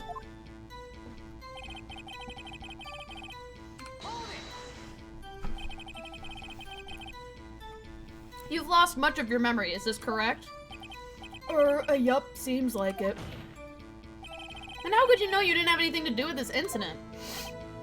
Or maybe you're lying about not having your memory, You know exactly who you are.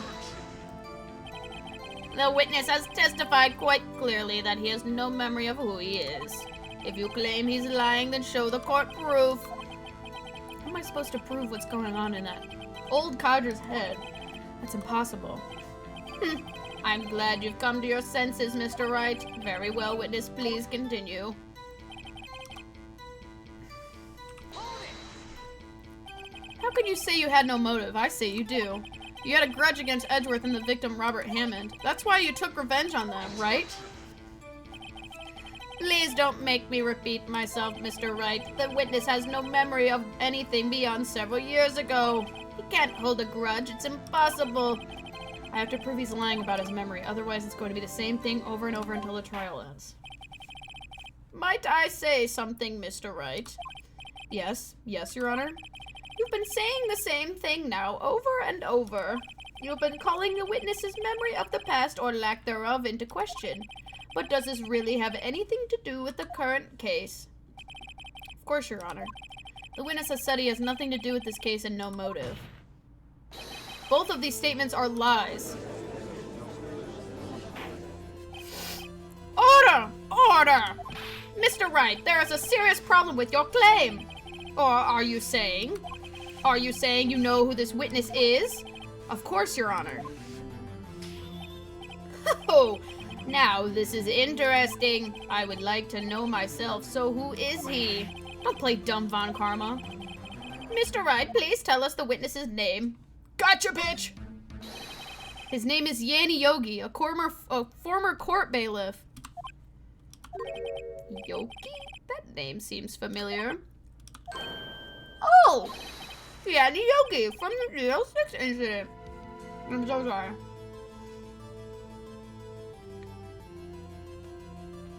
Yanni Yogi from the DL-6 incident.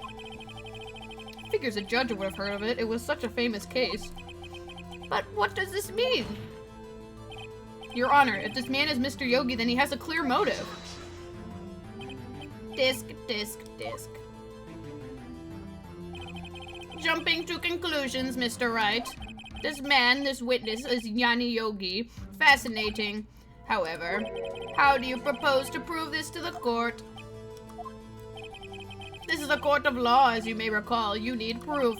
And allow me to repeat once more that the witness has lost his memory. This is it. I have to do this now. If I can't prove he's Yogi right here, right now, then I've got nowhere else to go. Nick, how are you going to prove it? How can you prove that he's Yanni Yogi? It's okay. It's actually quite simple. Your Honor, please take this man's fingerprints. Then we'll compare him to the fingerprints on file of Yanni Yogi 15 years ago. I see. That makes sense. Disc. Huh?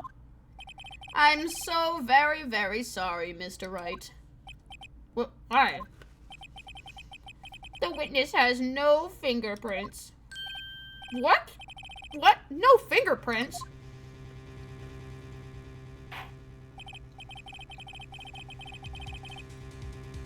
You see, before I worked as a caretaker, I worked at a chemical plant.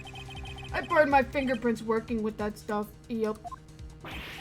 What? Yogi, you sneak.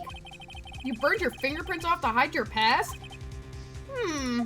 Well, if the witness has no fingerprints, I guess we will not be able to prove his identity. No. Disc. Well, what will you do, Mr. Wright? It seems that the case has been decided. No. I know what happened. I know everything. I just can't prove it. But no, I can't let it end like this. I can't lose. There has to be another way. There is no one who can testify who this witness is. No one. Nick, what are we going to do? I didn't even consider that. He might have erased his fingerprints. What do I do? Tisk, tisk, tisk. Well, Mr. Wright, perhaps you'd like to cross-examine his parrot for a little comic relief, Yeah, very funny. You're a sore winner, Von Karma. Wait a second. Cross-examine his parrot? What is it, Nick? No, you're not going to... Your Honor? The defense would like to take Mr. Von Karma up on his proposal. Take Mr. Von Karma up? On my proposal? Exactly, Your Honor. I would like to cross-examine the witness's parrot. I fucking hate this game so much sometimes. Oh, fuck. This game is too fucking good sometimes. Order! Order! Well, what do you think, Von Karma? Do I even need to ask? This is a farce. I object. Wait a second. You were the one who suggested I cross-examine the parrot, Mr. Von Karma. I have a right to do so, as you suggested. Well, if you're so desperate, then please be my guest. Of course, should you go through with this, and nothing comes of it, then I hope you're ready for the consequences. Nick, this is crazy. Well, still want to go through with your little game? Fuck yeah, I am. I'm a crazy bitch.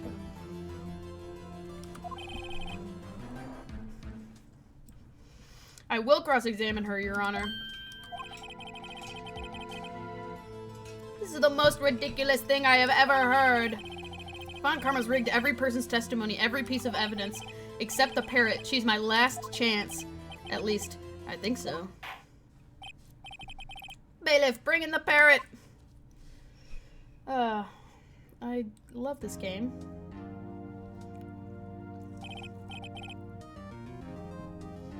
That's quite a bird.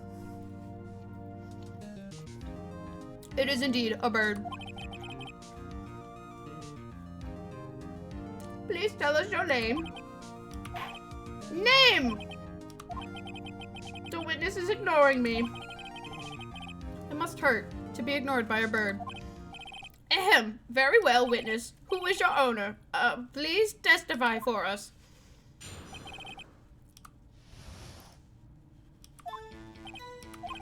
Hello. Wah. Parrot moment. Me when I'm a parrot.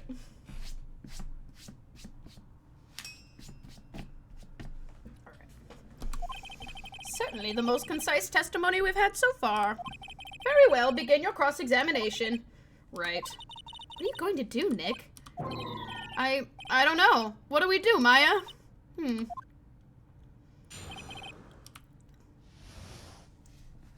Fucking love how ridiculous this game is. Hello.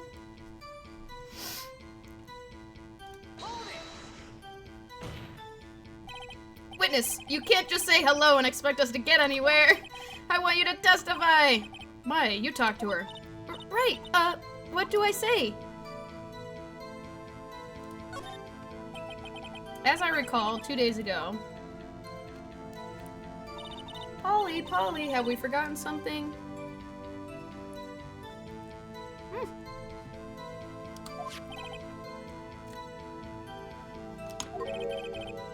Don't forget DL-6.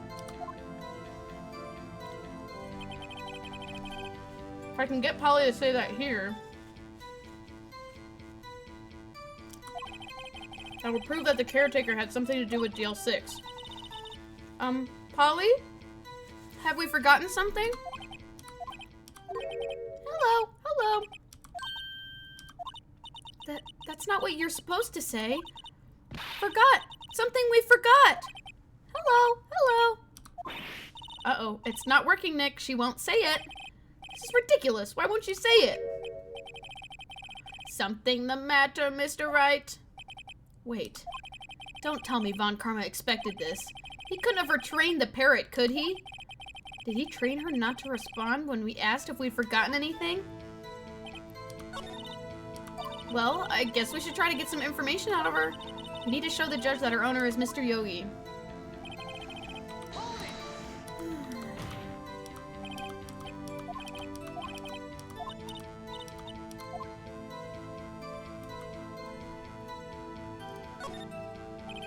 Maybe I should get her to say her name. Polly, Polly, what's your name? Polly, Polly.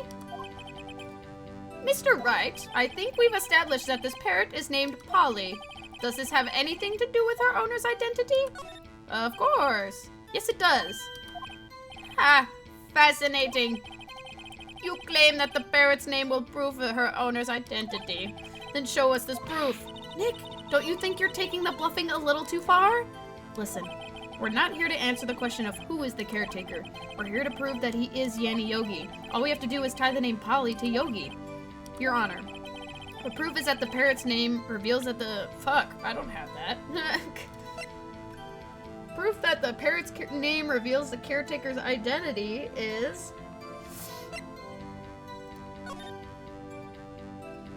Case summary, 1228. We already know that. Air in the elevator was oxygen depleted by the time of the incident. No clues found on the scene. Victim data.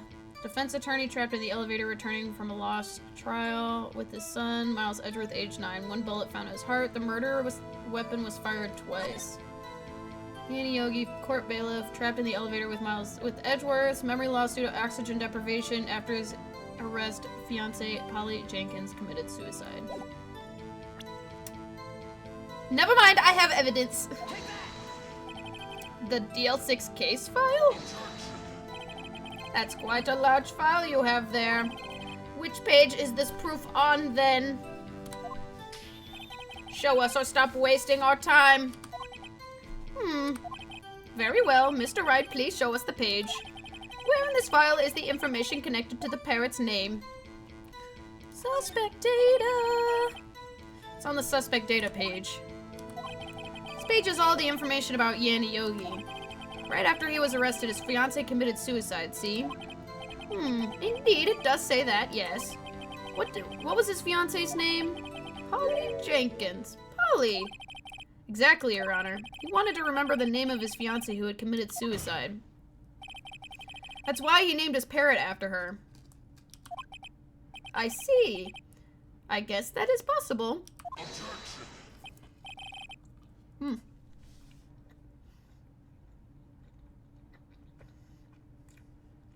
Sorry, I'm chewing. My bad. Bah! A mere coincidence, that's all. My granddaughter has a dog she calls Phoenix.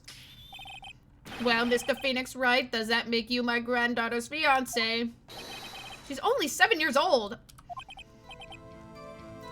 Indeed.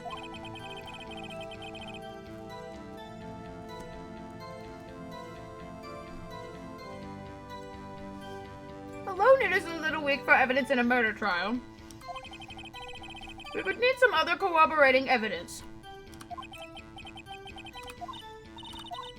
One more, if we can just get one more piece of evidence. Right, but what?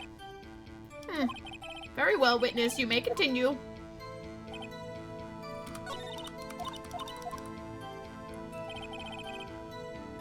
No, literally, I need to know. Unless they've got an older sister we don't know about. Oh, the judge is a massive dick writer. It's crazy. Sorry, I was scrolling. Scrolling.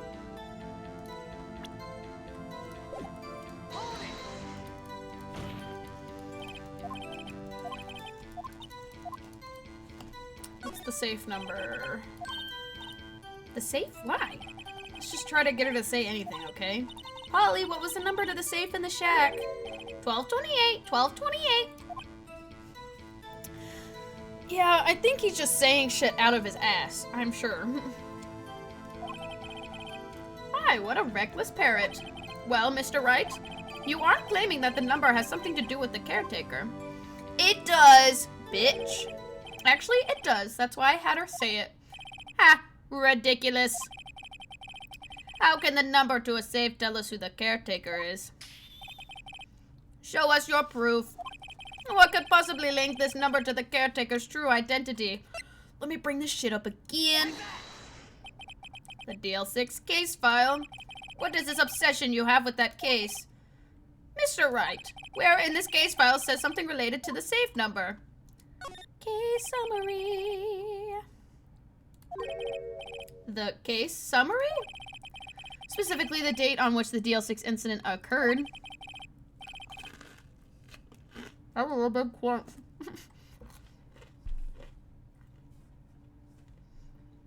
This is really not a good angle for me to be eating at, so I'm so sorry.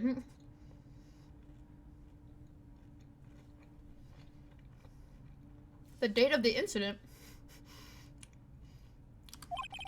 Why, that's today's date, 15 years ago.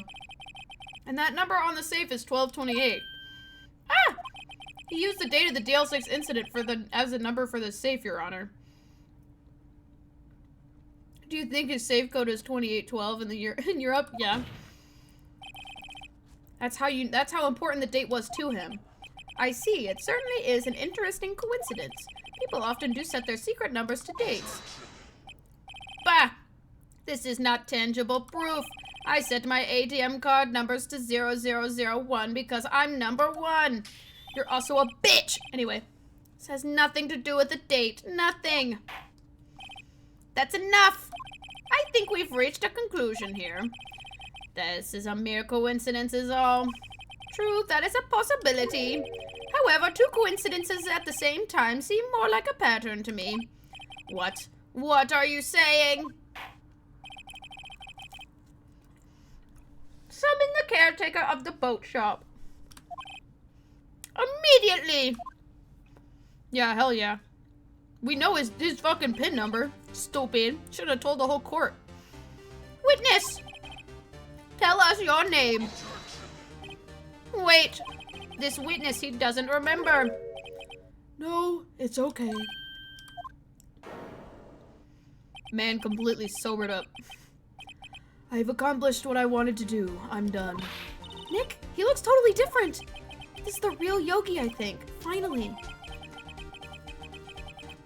He's been acting feeble to hide his true identity. Acting for 15 years. Yanni Yogi, or shall I say, Mr. 1228.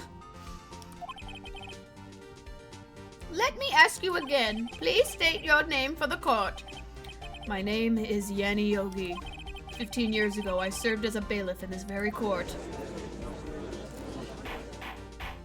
This piece of smacks.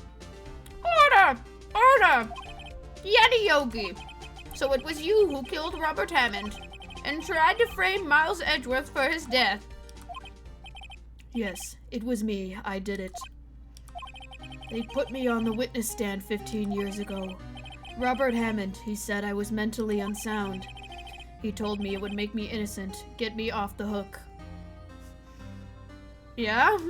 You know that's where you know the name from?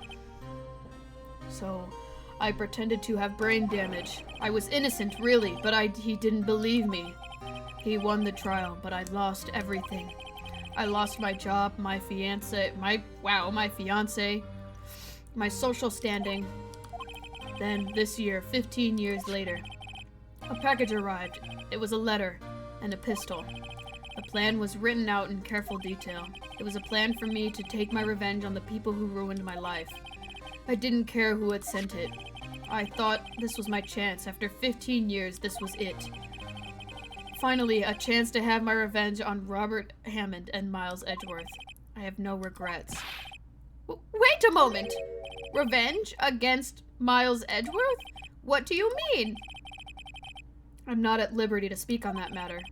Why don't you ask Mr. Edgeworth yourself? Anyway, I admit it. I was the one who killed Robert Hammond.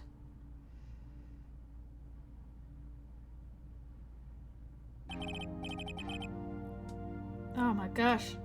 Not the Radiohead song. That's such a good song, though.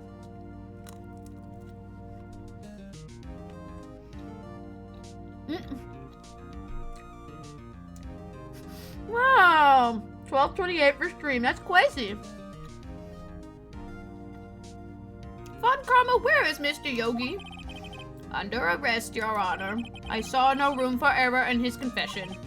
Then, the defendant, Miles Edgeworth, is innocent, in this case at least. Very well. Will the defendant please take the stand?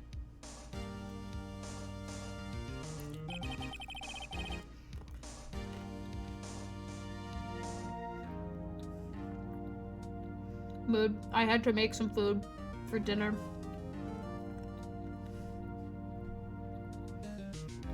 Yeah, I know. Why are you standing like that? Like a whole fucking stand person emoji.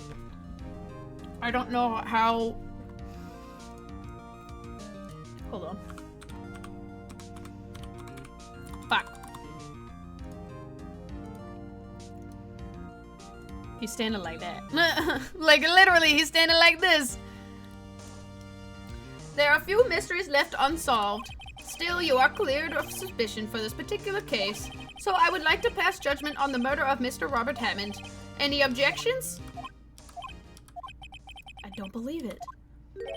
Why isn't Von Karma saying anything? Very well. This court finds the defendant, Mr. Miles Edgeworth, Not guilty. Woo! Ow, ow, ow, ow, ow! and we're about to speedrun this next one. That is all. The court is adjourned. You stupid bitch. You just couldn't keep your mouth shut. Did someone just say objection? It wasn't Von Karma. Wait, but that means... No... Edgeworth? Your Honor, I object to your judgment. What do you mean? Von Karma really let this one go because he knew Edgeworth had too much pride and to let himself be innocent. Stupid bitch! It's okay. I'm just gonna speedrun this trial for you. Ah! I'm on my last pizza. Come on! I'm not innocent at all. As we heard, Yanni Yogi killed Robert Hammond in revenge. But revenge for what? This Domino's pizza. It's leftovers. Nick! Edgeworth is trying to confess. He's going to say he's guilty. He's going to tell him he was a murderer in the DL-6 incident. He's going to tell him he killed his own dad. Oh, what do I do?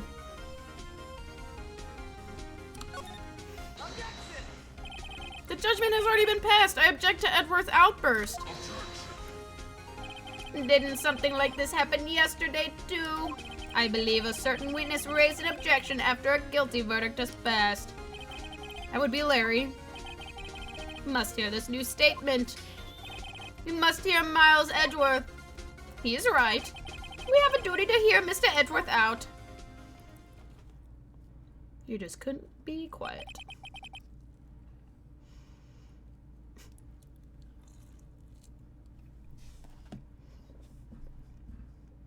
I do like Domino's. I'm sorry you all get to listen to ASMR of me eating. My bad. I promise I'm almost done. For 15 years, I have had a reoccurring dream. A nightmare. It's only a nightmare, that's what I've told myself. But now I know it wasn't a dream. Yanni Yogi wasn't the killer. You mean in the incident where your father died? From the distance of the shot, it wasn't suicide either. Everything was as clear as day. The murderer, the criminal in the DL-6 incident, it was me. Your Honor, I confess my guilt. I am guilty for DL-6, the statute of limitations of which ends today. The culprit is me. You didn't need to go that hard, but whatever. Order! Order! This is certainly unexpected. The defendant declared innocent is confessing to a different crime. A crime for which the statute of limitations runs out today. I'm not really sure how I should deal with this. Bah, it's obvious. We hold a trial right here, right now. We try this man for a crime of 15 years ago. You're just a bitch. And that's why it's obvious that it was you! Sorry, we haven't gotten there yet. Fuck my chicken. I think I would like to take a 5-minute recess. During this time, I will consider the appropriate course of action to take. Court is adjourned.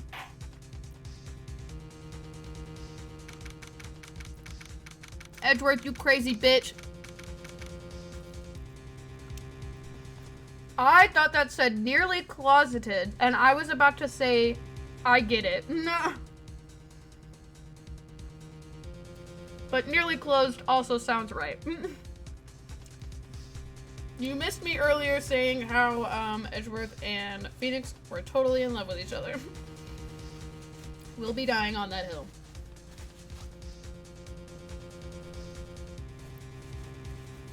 It was funny. It was a funny moment.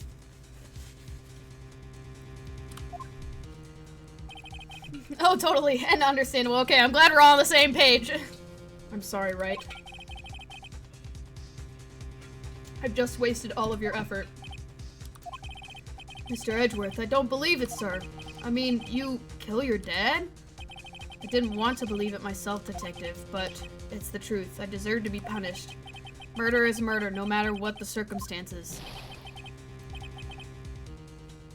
Oh my god, it's fucking obvious. Like, let's wait till this case is done before I sit there and have a fucking rant about it or something, because I will go into it like, these bitches are so in love, but I would probably spoil more of the fucking series, which I'm not trying to do. These bitches gay. Yeah, y'all don't walk around, like, wearing shit like this and be straight. And act like I have unnecessary feelings and act straight. That's just not possible. You're all fruity. They're all fruity as hell, and I'm telling you right now. It's okay. We're an accepting community. This is crazy. Just crazy. I do have a headcanon on who the only straight character in this series totally is. And I will get to that on the next case. And I think you all probably know what I'm going to say. Also, Larry is definitely one of them too. That man is so straight. But that's not who I was going to say. It's funny though. It's definitely really funny though, once I say it. Because I just think it's more of an insult if I say it to this man. Nick, what are you doing? Huh? Oh, I was just reading through the court record once more. I'm getting my case ready. Your case? For what? Huh? Isn't it obvious? I'm going to prove that Miles Edgeworth is innocent. What are you talking about, pal? He just admitted it to it. He confessed that he did it. In court. I'm sorry, Edgeworth, but I don't believe your nightmare. What? It's just a dream. It's not real. The truth is right here in this court record. In any case, tighten your belts. The real fight is just beginning. They're not from the first 4 cases, right? They're not. They actually show up in the next case. I'll prove you're innocent, trust me. Right. Yeah, rise from the ashes.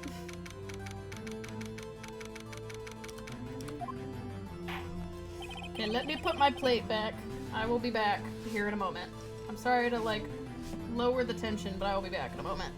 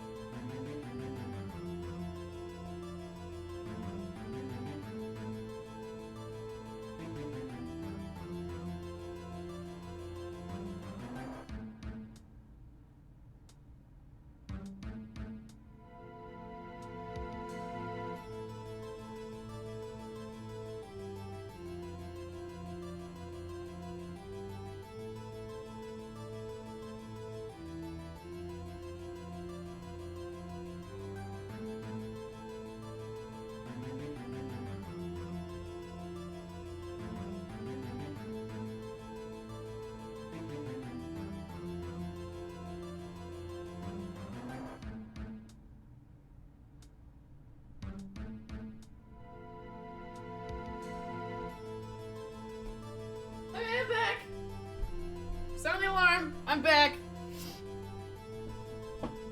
Oh, no, not Meekins. Now then, I would like to resume our trial. Judge, Miles Edgeworth has admitted to his own guilt. He has confessed his crime. Let us begin by hearing his testimony. Then, though pointless, let the defense do their cross-examining. The statute of limitations on the DL-6 incident runs out today. Though it's unconventional for me, I'd like to run this one by the book. I see. Does the defense have any objections? No, Your Honor. Non-karma, you knew this was going to happen from the very beginning, didn't you? Very well.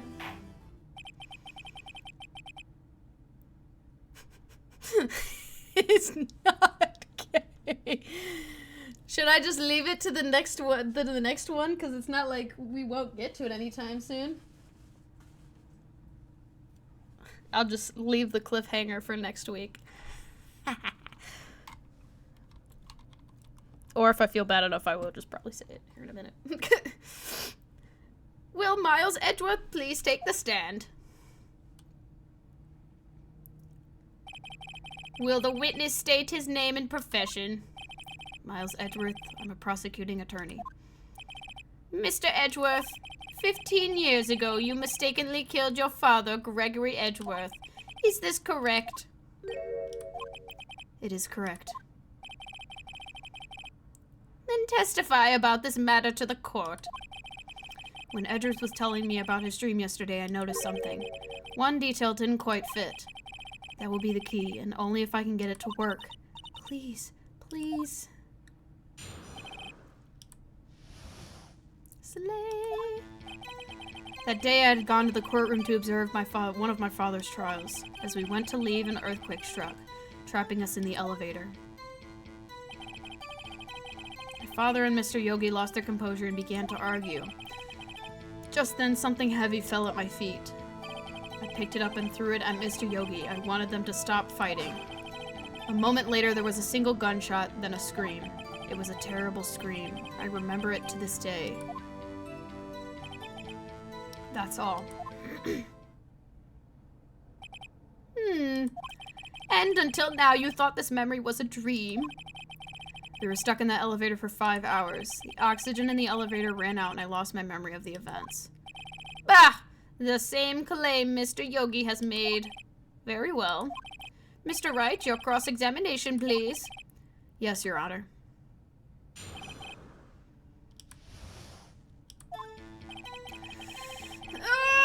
Fuck! Okay.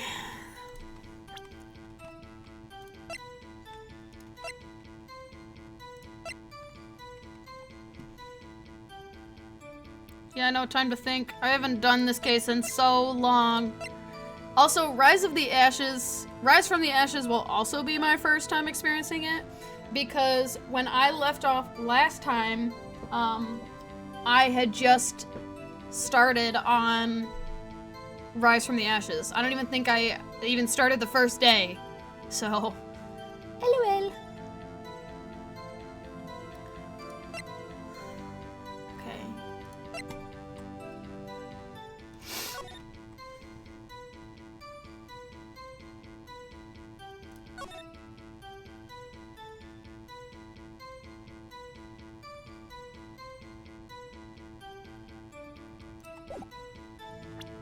I want to say,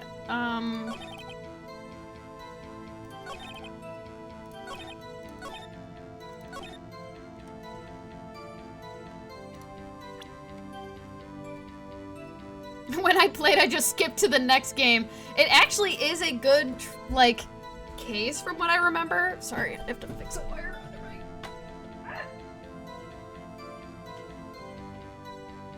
It is actually a very good case from what I remember.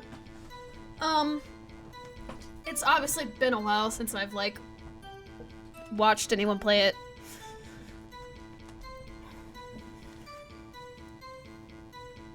Okay.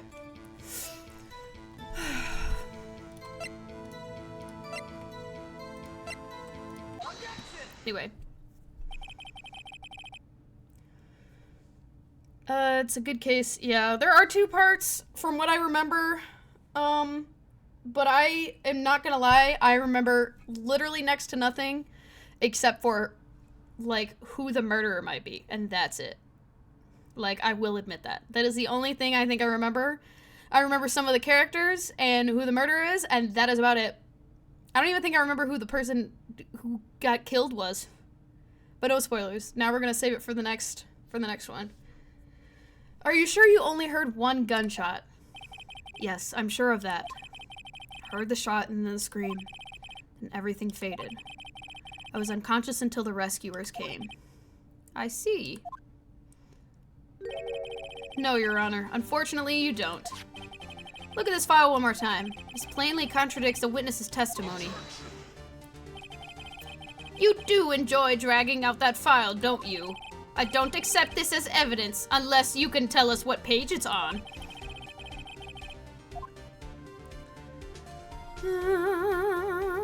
Fuck, I've already forgotten. Victim data.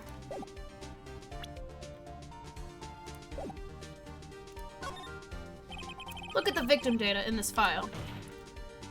It says it quite plainly. The murder, oh my god, the murder weapon was fired twice. Miles Edgeworth only heard 1 gunshot. Yet the murder weapon was fired twice. The first shot was the accidental firing when the pistol was thrown. So, who fired the remaining shot? Was there perhaps another shooter who fired the second shot? The victim is the Monopoly Man. Werder Meppen. Not the Werder Meppen! Crazy. Red row. Red row. Not red rum. Red row. The incident occurred 15 years ago. The evidence is dated. The pistol did fire twice. However, we do not know when that second shot was fired. If a criminal lawyer ever says Werder Meppen, it's over. True and real.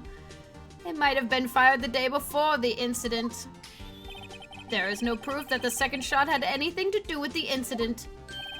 What? I see. You do have a point, Mr. Wright. The murder weapon was fired twice, as we have heard. One of those shots was fired by the defendant, a boy at the time. Do you have any proof that the other shot fired at something had something to do with the case? Oh, this is literally like my favorite part. I'm not even gonna lie. Yes, Honor. Yes, Your Honor. I think I will be able to show you proof. What? Impossible. Now, Mr. Von Karma, save your surprise for after we've seen the evidence. Very well, Mr. Wright, show us your proof. Do you have evidence that second firing of the pistol was related to the incident? Wait until I show you this! Never mind! I'm gonna save just in case. LOL. LOL. Beep. Boop. Bop. Shut up. Shut up. It's been a long time. I need you to give me a minute. I'm just a baby.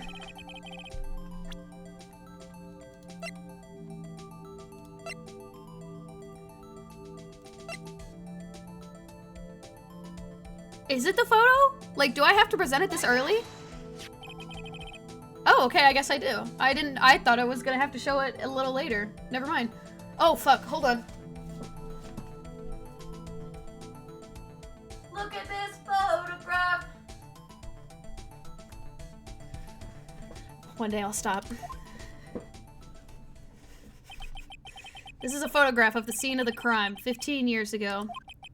I can see that the victim lying there is Gregory Edgeworth. Oh, that was the judge, my bad.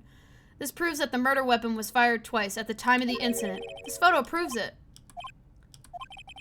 So let me get this straight. This photo proves 2 shots were fired? Where? Your Honor, please. Please get a clue. Show the judge where the contradiction in the photo. Boop.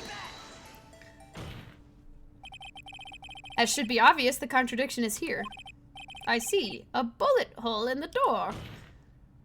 Your Honor, Gregory Edgeworth was killed by a shot from the pistol. Yet there is also a bullet hole in the elevator door. We also know that the murder weapon was fired twice. Thus, someone other than Edgeworth fired the second shot.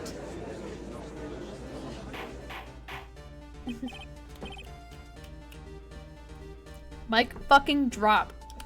This game makes me feel so smart, and then I play games like Danganronpa, where I also am in a class trial and feel very stupid. 6 hours of yelling the same nonsense. At least here, in this game, we don't really do that. Mr. Wright, what are you driving at?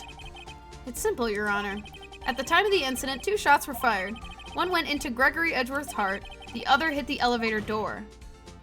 Remember that the defendant lost consciousness after the shot he fired rang out. In conclusion, we must agree that the second shot was fired by someone else. Mr. Wright, but who could that someone else be? The murderer, of course. I knew I should have stepped in before your wild fantasies got out of hand. Mr. Wright, look once more at the DL-6 incident case file. Look closely. Try the case summary page. The case summary, that's on page 1. Look what it is written there.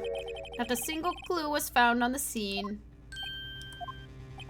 If the pistol had indeed been fired 2 times, then the other bullet would have been discovered on the scene. He does have a point. That second bullet has never been found. Why? Because the second bullet does not exist. The bullet that has claimed Gregory Edgeworth's life was the one fired by his own son. That is the truth of this matter. The whole truth. It is undoubtedly something else that made that bullet hole in the door. Wait until I show you this shit. Order! I will have order! Mr. Wright has proven one thing to us quite clearly, that the murder weapon was fired twice at the time of the incident. However, as Mr. Von Karma says, the second bullet fired was not found. It is highly unlikely that the police merely overlooked the second bullet. So, as all we have is the single bullet fired, I'm afraid I have to discount the defense's claim. Disc. I praise the judge for his wisdom in this matter. Gah, how could this happen? I don't believe that the second bullet didn't exist. Was I wrong? Have I been wrong about this whole incident? What are you doing, Nick? Why aren't you raising an objection? I'm sorry, Maya. What? It looks like I was wrong. Nick? If the second bullet wasn't there, then there aren't any conjectures. Then all my conjectures are for nothing. No. But you said you'd do it, Nick. You said you'd get Edgeworth declared innocent. I'm sorry. It's just, when I saw the photograph, I thought that 2 shots had been fired. I was so certain of it. I thought I'd won. I thought there was another person, someone else who had fired the killing shot. But now, I was wrong to think it could be that simple. This case has stood unsolved for 15 years. Oh my god, yeah, I know. Motherfucker ain't even bothering to step out of the box. He literally has glued his feet down in the box. Like, that's how bad he's not living up to these expectations. Nick. Well, it seems we have finally cleared up this incident. That was so aggressive, I'm so sorry. Only 1 bullet was found at the scene of the crime. That shot was fired by Miles Edgeworth. Precisely. I would like to ask one more thing of Miles Edgeworth before passing my verdict. Have you been paying attention to the trial so far? Yes, Your Honor. Do you have any objections? No, I do not. So you killed your father, though it was not your intention? Yes, I did. Oh no, he's accepted the guilt. Very well. The statute of limitations on the murder of Gregory Edgeworth runs out today. Therefore, I must pronounce a verdict on the defendant today, right here. Right now. Indeed. Does anyone else have any objections? I've been here before. It's just like my first day in court. There are so many things I know I should be saying, but my mind's gone blank and I can't find the words. Mr. Wright? I have an objection! Your Honor! I object. Disc. Yeah, mod summon me a fae. There are no mods here. They are busy. I am the only mod. Mr. Wright, on what grounds do you object, Nick? I don't know. His case is perfect. Oh no. Ah. It must exist. The second bullet. What? What did you just say? Nothing. Second bullet must exist? But where? Someone took it. It seems waiting is not going to produce us any answers from Mr. Wright. Wait, Your Honor. The second bullet. It existed. What? But we've just heard proof that it did not exist. I realize that, Your Honor. I'm really grasping here. It's just someone took it from the scene of the crime. That's what happened. But who? The murderer. The murderer? Then tell us just who is this murderer? I'm still thinking about that one. So the criminal took the second bullet, but why?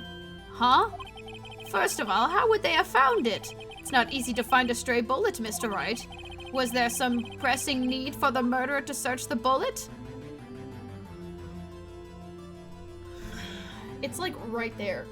And everyone is just right there. The murderer had to find it. Murderer didn't need it. Which answer am I choosing though? I know what the answer is, I just don't know which one I'm choosing exactly, if that makes sense. Shit. The murderer had to find it. Who was even in court that day? Gregory, Manfred, Edgeworth, Yenny, the judge, I would assume. Unless it was a different judge. Of course there was a need, that's why they took it. What possible reason could they have had? Well, the reason the murderer took the bullet away from the scene with them is the bullet would be proof. Duh. Maybe they thought that the bullet would be used as proof? Proof? It was a special bullet, so they took it with them. If that was the case, then they should have taken the bullet from inside Gregory as well. Huh?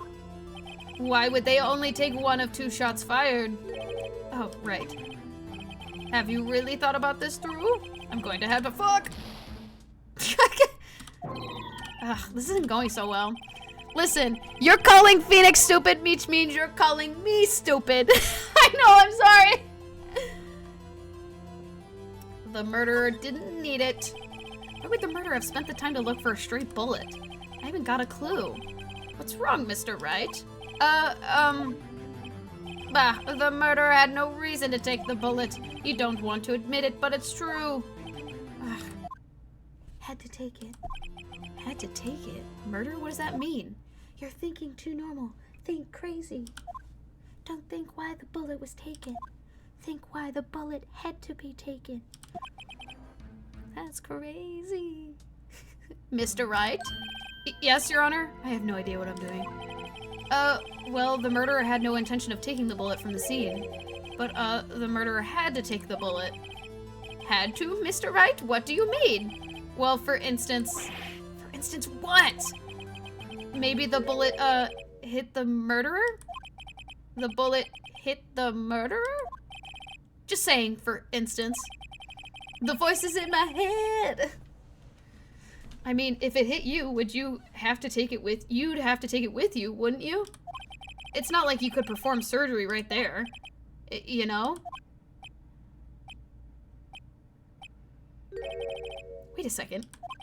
I was just talking off the top of my head, but what if that's really what happened? Let me get this straight. So at the time of the murder, the murderer themselves was shot. And they left with the second bullet still inside of them? Thus leaving only 1 bullet at the scene of the crime?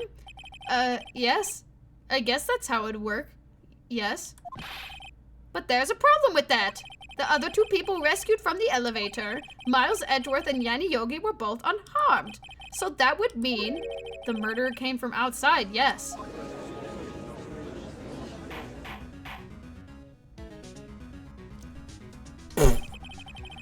How the fuck did I figure this shit out? I cannot remember. Dude, I love this case. This is literally, like, probably my favorite case of the whole series. Like, there's definitely better cases, but this is, I think it's just one of my favorites because it was the one that really was like, that really did it for me.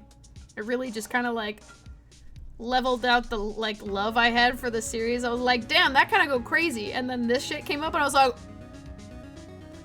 I'm so serious. The two men fight inside the elevator. Trying to stop them, the boy picks up the pistol and at his feet and throws it. The pistol discharges and the bullet. The bullet goes through the elevator door and hits the murderer outside. The boy loses consciousness. Then the murderer opens up the elevator door and sees the men inside.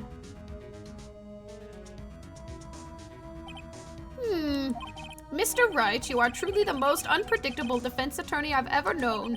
I can tell you're grasping, but yet I cannot deny the possibility of what you say. What you are saying? Deny it! Deny it! No one involved in the incident was wounded. There is no murderer. No one was wounded at the time of the incident. He's right, I can't think of anyone. Hey, Nick. Huh? I just thought of something really crazy. Crazy? I was crazy once. They locked me in a room. A rubber room. A rubber room. A rubber room with rats. And the rats made me crazy. Crazy. I was crazy once. They locked me in a room. A rubber room. A rubber room with rats. And the rats made me crazy. Crazy. I was crazy once. I'm sorry. Oh, man. Yeah, I know it's definitely a lot of people's favorites. I just love a lot of... I just love this case a lot. I'm sorry. Second to last case of the second game might be my favorite. I know, like, a bit of, like, these cases and stuff like that.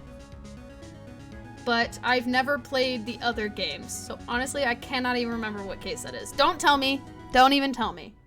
Don't even tell me. We'll get there. We're gonna play through the whole series. So, you just gotta bear with me. Remember what Mr. Grossberg said yesterday? Gregory Edgeworth dealt a blow to his perfect trial record. Wow. It must have been quite a shock for Von Karma. He took a vacation for several months after that, you see. Yes, an unusual event for the man. That was the first and the last vacation he's taken in the many years of his prosecuting. What if Von Karma didn't take the vacation because of shock, but took it because he was injured? Which would mean... it could only mean one thing. He was the murderer in the DL-6 incident. He was the man who shot Gregory Edgeworth. It was Von Karma! Oh man. Something wrong, Mr. Wright?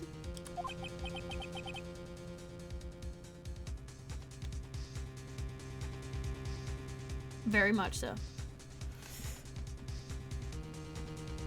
Oh fuck. I need to crack my back. Sorry. No, Your Honor.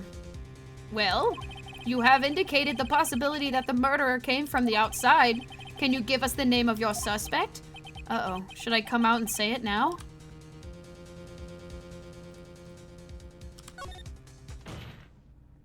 Your Honor, there is a suspect. One lone suspect. Well, this certainly is interesting news. Very well, Mr. Wright. Who is your suspect? My hands are shaking. What? Von Karma. Von Karma?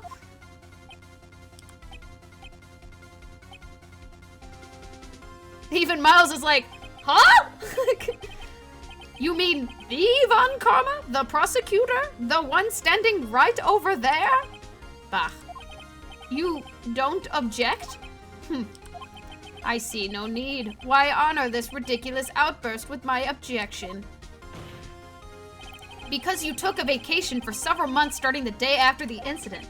Yet you pride yourself on a perfect record. Why would you take such a long vacation without any reason? So you're claiming that I took a vacation to heal from my injury from the incident. Fascinating. Prove it. Why would have needed surgery, no? Where did I go under the knife at, Mr. Wright? Bring the doctor that operated on me. Have him testify. Ugh. Nick, let's find out who his doctor is. It's no use. Edgeworth? I know Von Karma, perhaps too well. He's perfect. He wouldn't leave clues. Bring the surgeon to the stand now! Probably didn't undergo surgery. That would leave a doctor as a witness. Ugh, nobody's that perfect. So what, Nick? Did Von Karma pull the bullet out by himself? That's insane! No, he couldn't have. You can't just pull bullets out of yourself. Wait. What does that mean? That bullet has to be somewhere. But where? Disc. Well, Mr. Wright, can you produce evidence that to prove I was shot? I'm gonna do it! I'm so gonna do it, even though I have no idea what I'm doing. I am Phoenix's inner thoughts at the moment. Alright, Von Karma, I'll prove it, and I'll even use evidence. I know how much you like it. I know how much you like it so much. Hell yeah! What? The evidence that proves Von Karma was shot is...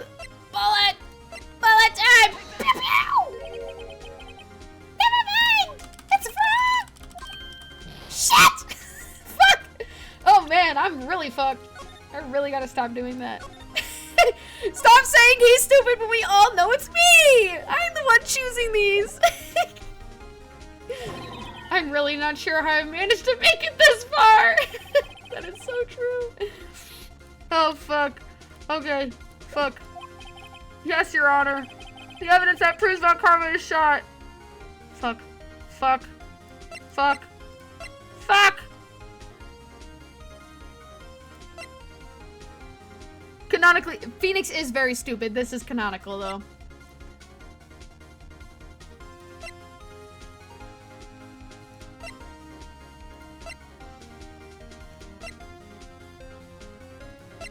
Fuck, I don't know, fuck!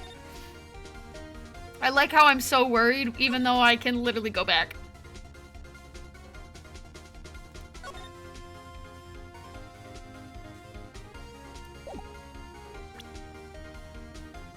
Is it the bird? Don't tell me it's the fucking bird. If you're trying to tell me it's the bird, I'm going to scream. There's no way it's the bird.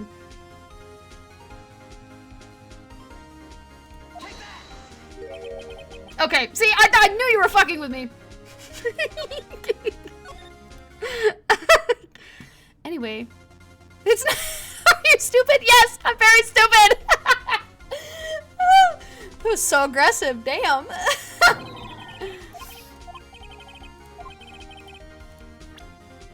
So close. There's no way it's the metal detector already, is it?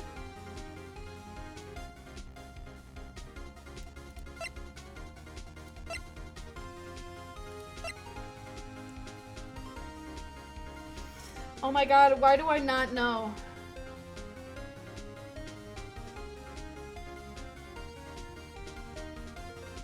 It's literally like right there, and I know it is, but I don't remember what it is. I'm trying!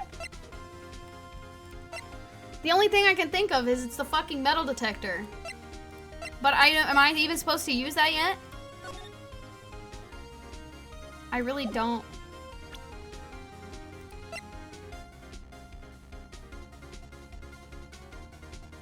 I just know I'm supposed to use the metal detector, I just can't remember when. Like, there's no way I'm supposed to use it now, is it?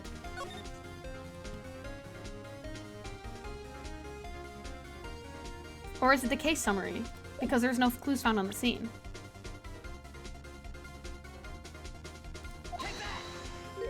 Nope, okay. See, I'm just kind of... I'm about to pick everything at this point. This was me literally like 2 hours ago. I'm so serious.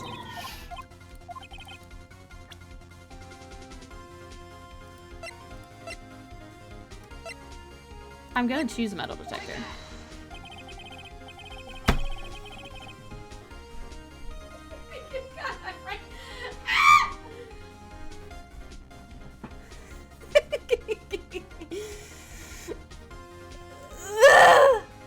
I'm like, there's no way I have time. I have to use it now. I keep forgetting how fast this part goes. Oh, fuck. Von Karma is perfect. He wouldn't risk surgery, leaving an evidence trail. So then I ask, where is that bullet now? I think it's unlikely that Von Karma performed surgery on himself. You don't mean... I do. There's a possibility that the bullet is still inside Von Karma. Is that even possible for all these years? Well, there's one way to find out. I could use this metal detector. Well, Von Karma, I'm going to run this over you and see what we find. Ooh, someone's nervous! I refuse. You refuse? But refusing this means you acknowledge that the bullet is still inside you.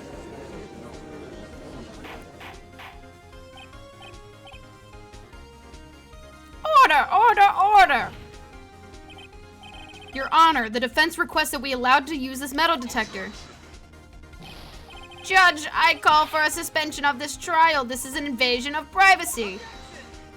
The statute of limitations runs out on this case today. It was you who said we had to end this right here, right now. Enough! I permit the use of the metal detector. Mr. Von Karma, you will submit yourself to testing. Nick, what does this mean? I don't know, but we have to give it a shot.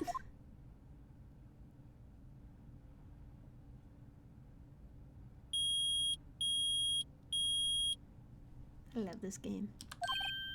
It reacted. Something's inside his right shoulder. The bullet. Gotcha now, bitch! I also left my shit in the microwave. I have to go get it. I'm kidding. Mr. Von Karma? You. It was you. I was afraid this would happen, and so I remained silent. Indeed, there is a bullet in my shoulder. However, it has nothing to do with this incident. What? I was shot in the shoulder. Fuck, I was shot in the shoulder long before the DL-6 incident. I claim that the bullet in my shoulder has no relation to DL-6. But Mr. Von Karma, can you prove that? Prove? I have no obligation to prove anything.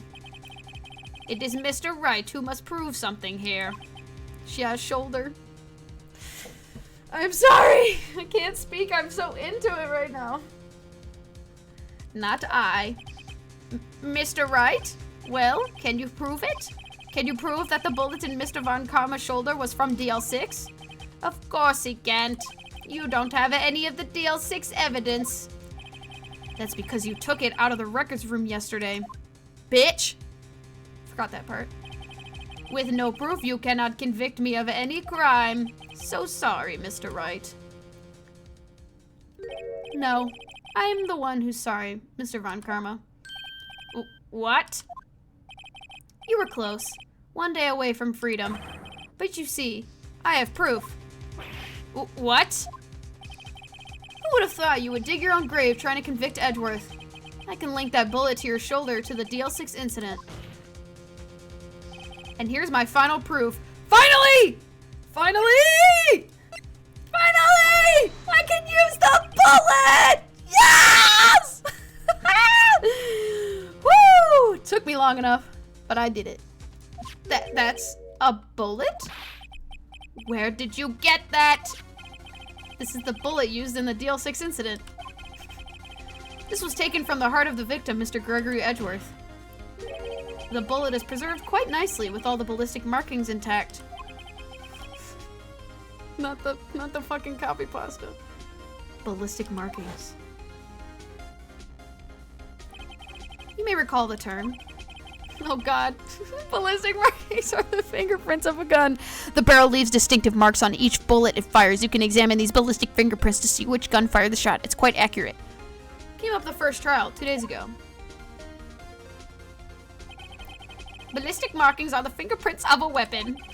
All bullets fired from a gun are marked with that weapon's unique pattern. By examining the markings, you can tell which weapon fired the bullet. It's quite accurate. Always gotta add the "it's quite accurate" part. Like, for why?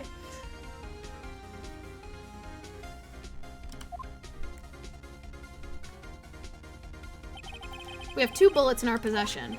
One, the bullet removed from Gregory Edgeworth's heart. The other, Mr. Von Karma, is the bullet buried in your shoulder. We could analyze both bullets, then, if the markings matched, we would know that both bullets had been fired from the same gun.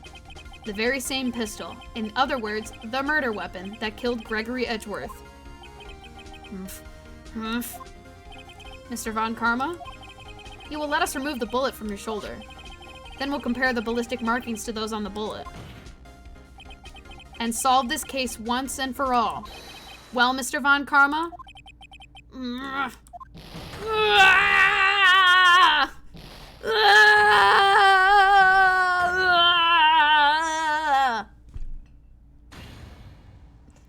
That scream.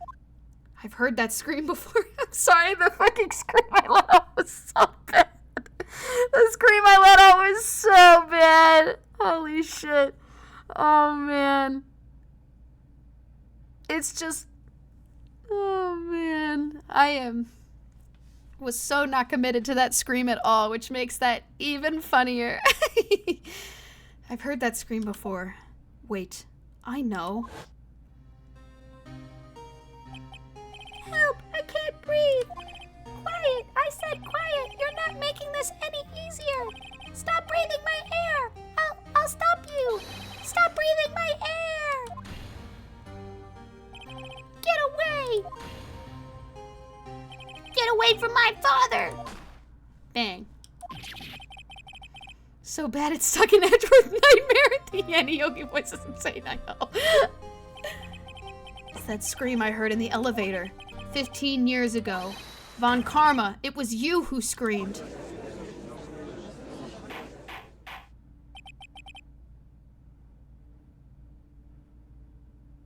Mr. Von Karma?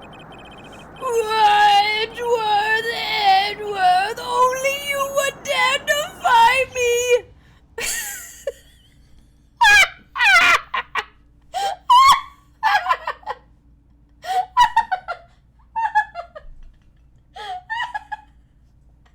Oh shit, I cannot take myself seriously at all! Fuck. Oh shit. Oh fuck, man. Oh fuck. Oh man. I had a chance to redeem myself and I don't know. Was that good? Was that a good one? I don't know. So, it was you. You and your father are my curse. Your father shamed me with the penalty on my record.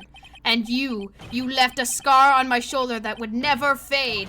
I'll bury you. I'll bury you with my bare hands. Death! Death! Love this sprite too. Fuck that, man. Literally. Not like that, but you know what I meant. 15 years earlier. Chief Prosecutor, I'm sorry. Von Karma, it's not like you not like you to make this kind of error. I never would have thought that Edward would be the one to catch you. No, that's not what I meant! Stop it, that's not what I meant! No, fuck. I needed that. This entire day I've been speaking. You know what? You know what? You know what? Ad.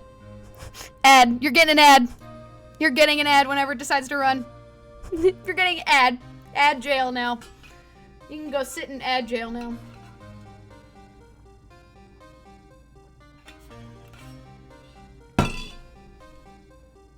Now I'm gonna sit here for 30 seconds waiting for you to come back. Is that the let come? That is not necessary!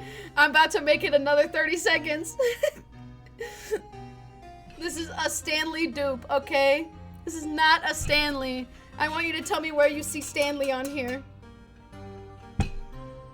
Fuck! Really? Damn it! Yeah, this is a Stanley, like, dupe that my mom got me. I really just needed a cup that holds way more water. And my mom got this for $14 on Temu. Yeah, she got it on Temu. So, it was like 15 bucks maybe, I think, actually. So, I used this and she got me metal straws.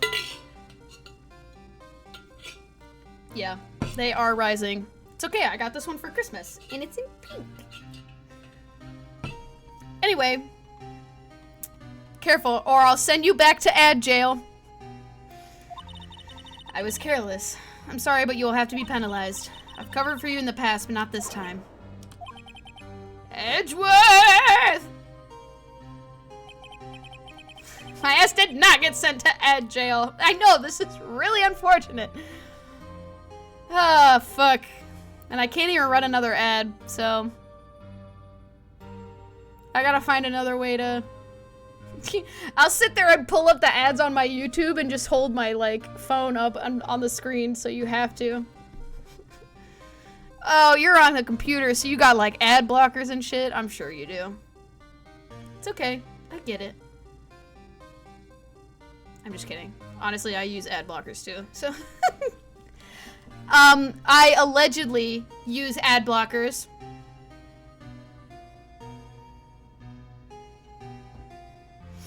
Anyway, it was a shock like I had never known. Like I had ever known. Me? Penalized? It took hours for me to regain my composure. Suddenly I found myself in the darkness. I was in the court records room. Must have wandered in there without thinking where I was going. The room was pitch black. The lights must have gone out.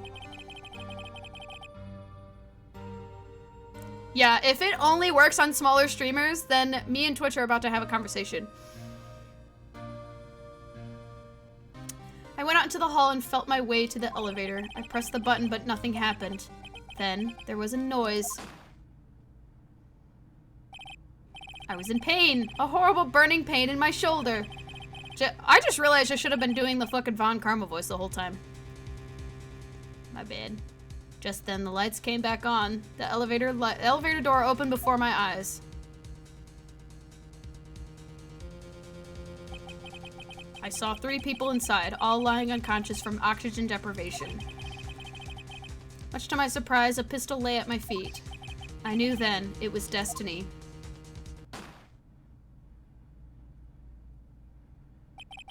His last moments, Gregory Edgeworth was still unconscious. He died, never knowing who shot him. Later, he spoke through a medium, blaming Mr. Yogi. He was fooled. It was the perfect crime. Disc, disc, disc. Who would have thought another man would have come to open that elevator door? Judge! What? What are you doing? Do your job. Bring an end to this miserable charade. Now, end it. Very well.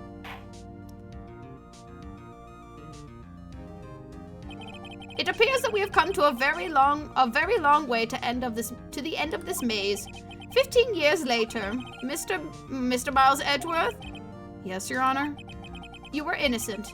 You are innocent. As you said, it was all a nightmare. Yes, Your Honor. This court finds the defendant, Mr. Miles Edgeworth, not guilty. Woo! Yeah, let's go. Just sped run that shit. You are fucking welcome, bitch. Now, pay me what you owe me. That is all. The court is adjourned. I saved your life. Now, pay up, bitch.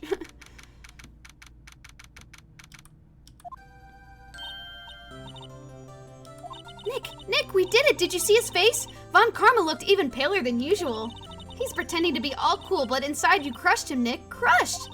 I gotta say, I'm impressed. It was pretty close, though.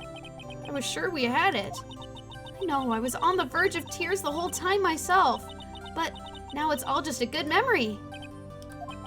So, it's finally over, Edgeworth. Right. Yeah? I'm not sure how to say this. I know. Try say, thank you. I see. Thank you, Wright. You're welcome. I think you could have done it better than that.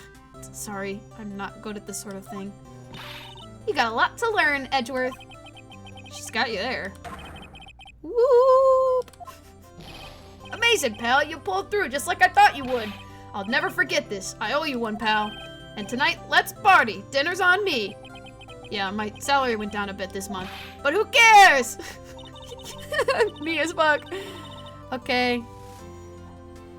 Who the fuck is Stray in RFTA?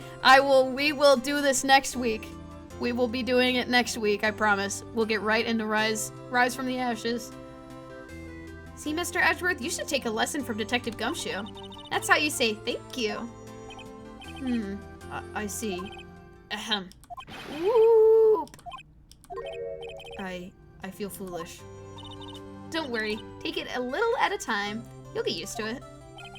It's been 15 years since I've seen Edgeworth this unguarded. Hey, y'all! Lana! You were great in there. Thank you. Yo, Edgeworth, congrats!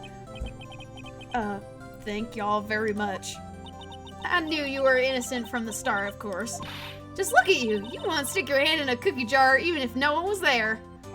You were the witness on the first day of the trial, weren't you? Yeah, well, let bygones be bygones, eh? Speaking of which, what are you doing now, Lotta? Who, me? Oh, I went back to college. I gave up trying to be an investigative photographer pretty quick. Really? That's too bad. Huh? Isn't that a hot dog? Isn't it the hot dog guy from the park? Huh? It's over, Nick. My life is over. Why the sad face, Larry? What happened now? Oh, Nick, I'm not long for this world. You don't look sick. It's Kiance. She's going to live in Paris. Paris, Nick! She's leaving me behind. Should have seen that coming. Yo, Edgy, there you are. Yes, here I am. Congrats, Edgy. Here, a little gift from me in celebration. Celebration? That's unusual for you. Harry Butts, you come along tonight too. My treat, pal. Huh? Thanks. Looking forward to it. Yo, Nick. That's the suit that questioned me. When he says treat, that's not police talk for prison food, right? Right? I think you'll be fine, Larry. Right. Yeah? What's up? That envelope that Larry gave me, it's got money in it. Well, yeah, that's not strange. People give money away to celebrate sometimes. It's $38, right? Huh. What a weird amount. I mean, it's not a little, but it's not a lot either. $38 exactly? Nick! Wasn't that exactly the amount of lunch money that was stolen from Mr. Edgeworth in school? $38? No. No! Larry, it was you?! What are you so surprised about, right? Huh? Larry was absent that day from school, right? That doesn't automatically rule him out as a suspect. What? Think back to that day, 15 years ago. Larry took the day off, but he was bored, so he came to school anyway. And he saw the money lying there, and the rest is history. I was never good at history. Edgeworth, you didn't know, didn't you? I suspected. I just couldn't picture Larry protecting you like he did that day. Everyone else was saying you did it. The whole class was against you, remember? Yeah, too well. Right? You may not know this, but we used to have a saying back in school. When something smells, it's usually the butts. I know. Really, right? Surprised you didn't figure it out. Well, this sure is unexpected turn of events, eh? Edgeworth? You should have told me! Now, Nick, it was 15 years ago! Don't you think the statute of limitations has run out, Mr. Edgeworth? I'd say so, yes. There you have it! Where does that leave me? I became a defense attorney because of what you two did. Well, you have always been something of an insufferable emotionalist. Me fucking too, bro. Yeah, and you get worked up too easily, too. Death! The death sentence for both of you! Man, if only I'd known, I would have become a prosecutor!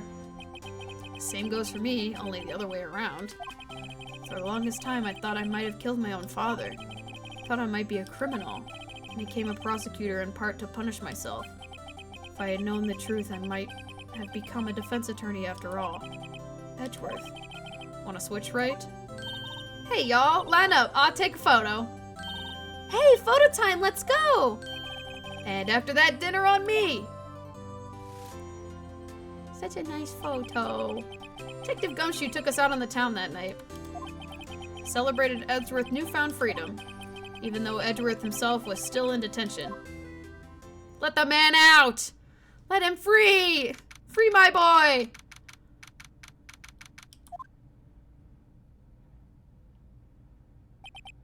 Whoa, I went a little overboard yesterday. My head hurts. Huh? It's still only 5. Maybe I should go back to sleep. What's this? The letter? Good morning, Nick. You were really impressive yesterday. Seeing you, it made me think about what I'm doing here. I'm spirit medium, in training, of course. I wanted to help Mr. Edgeworth, too. I wanted to help you, but I couldn't. I was useless. So I've decided to go back to my training. I'll become a full-fledged spirit medium for starters. I couldn't say it to your face, so I left this letter. Goodbye, Nick. In depression. Goodbye? What time is it? Gah! The first train leaves for the mountains. We have already left to the station.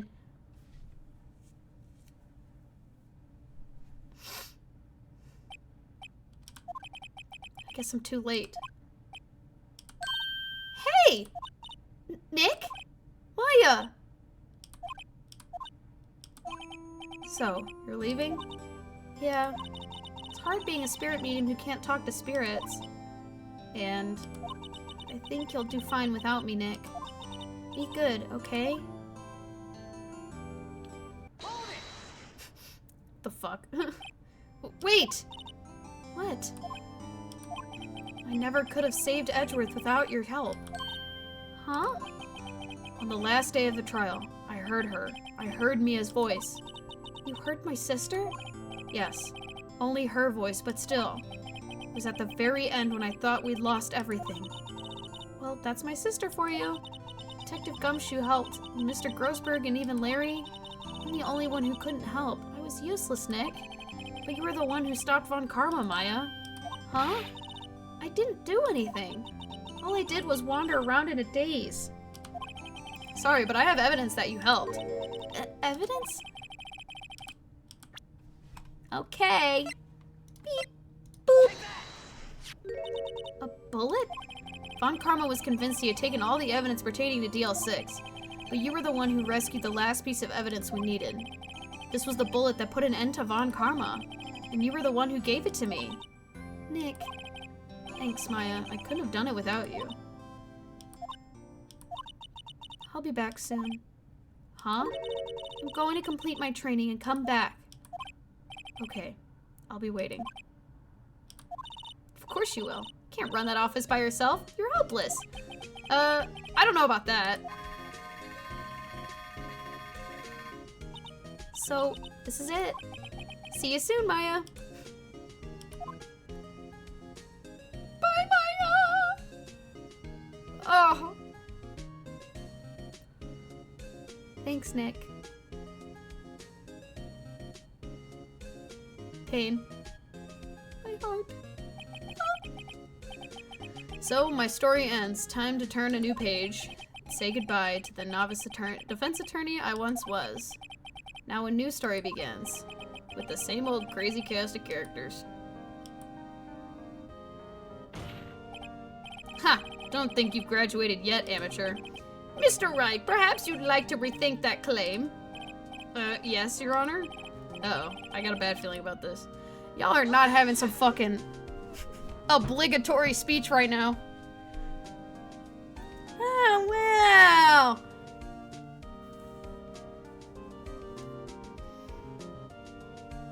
Hey, pal, Mr. Edgeworth came down to the precinct to wish me a happy new year.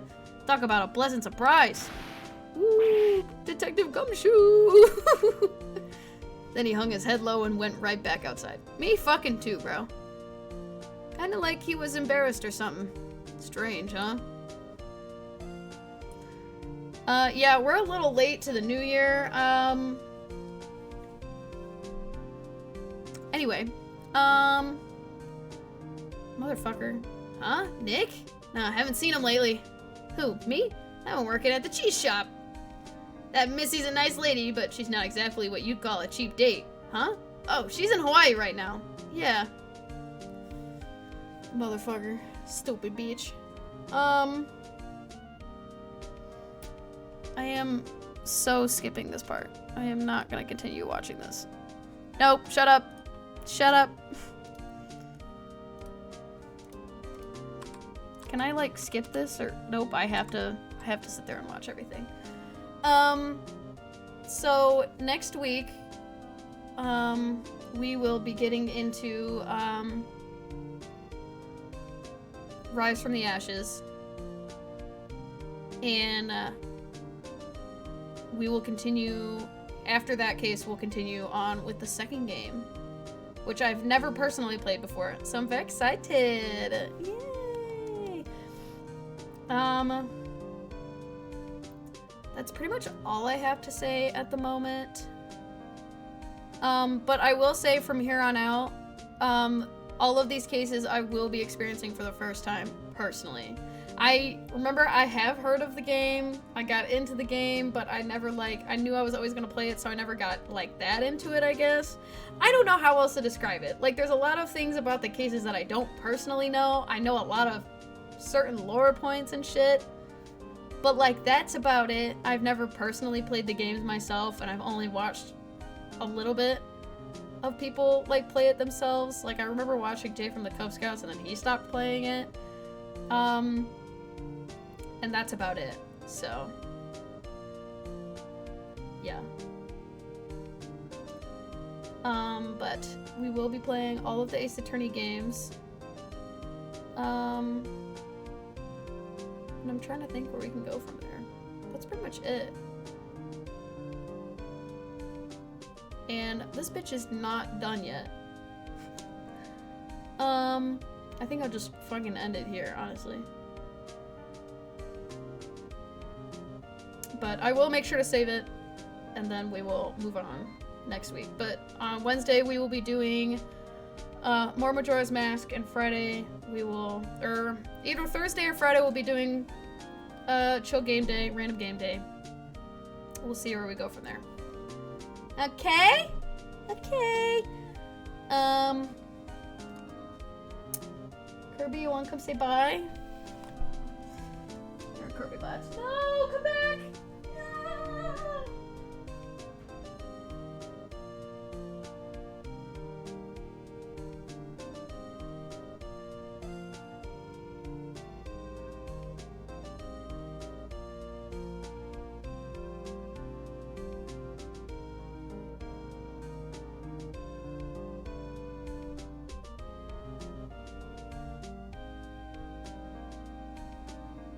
To his food bowl, so I am not going to rob him of that. So, so yeah, we will just end it here. I really don't think I have anything else to say. So, see y'all on Wednesday for Majora's Mask, because I'm pretty sure we're almost done with the game, but I couldn't tell you. Actually, I'm pretty sure we are almost done. Let me check. Oh, yeah. I have to finish beating the boss, and then we're on the moon, and then I'm done. Oh my god, I didn't even realize. That's crazy! No way! Oh, and now I'm fucking done. Yeah, so I think, if we're lucky on Wednesday, we will be done with Majora's Mask, and then we'll have to start another Zelda game. I think maybe we'll get into Wind Waker. I don't know. Maybe I'll run a poll. We'll see. Well, whoever shows up on Wednesday gets to help me choose which Zelda game we play next. Or I'll just run a thing on Twitter. Okay? Alright. Bye, stream. Bye, stream. Bye, stream. Bye-bye. Bye, stream. Bye.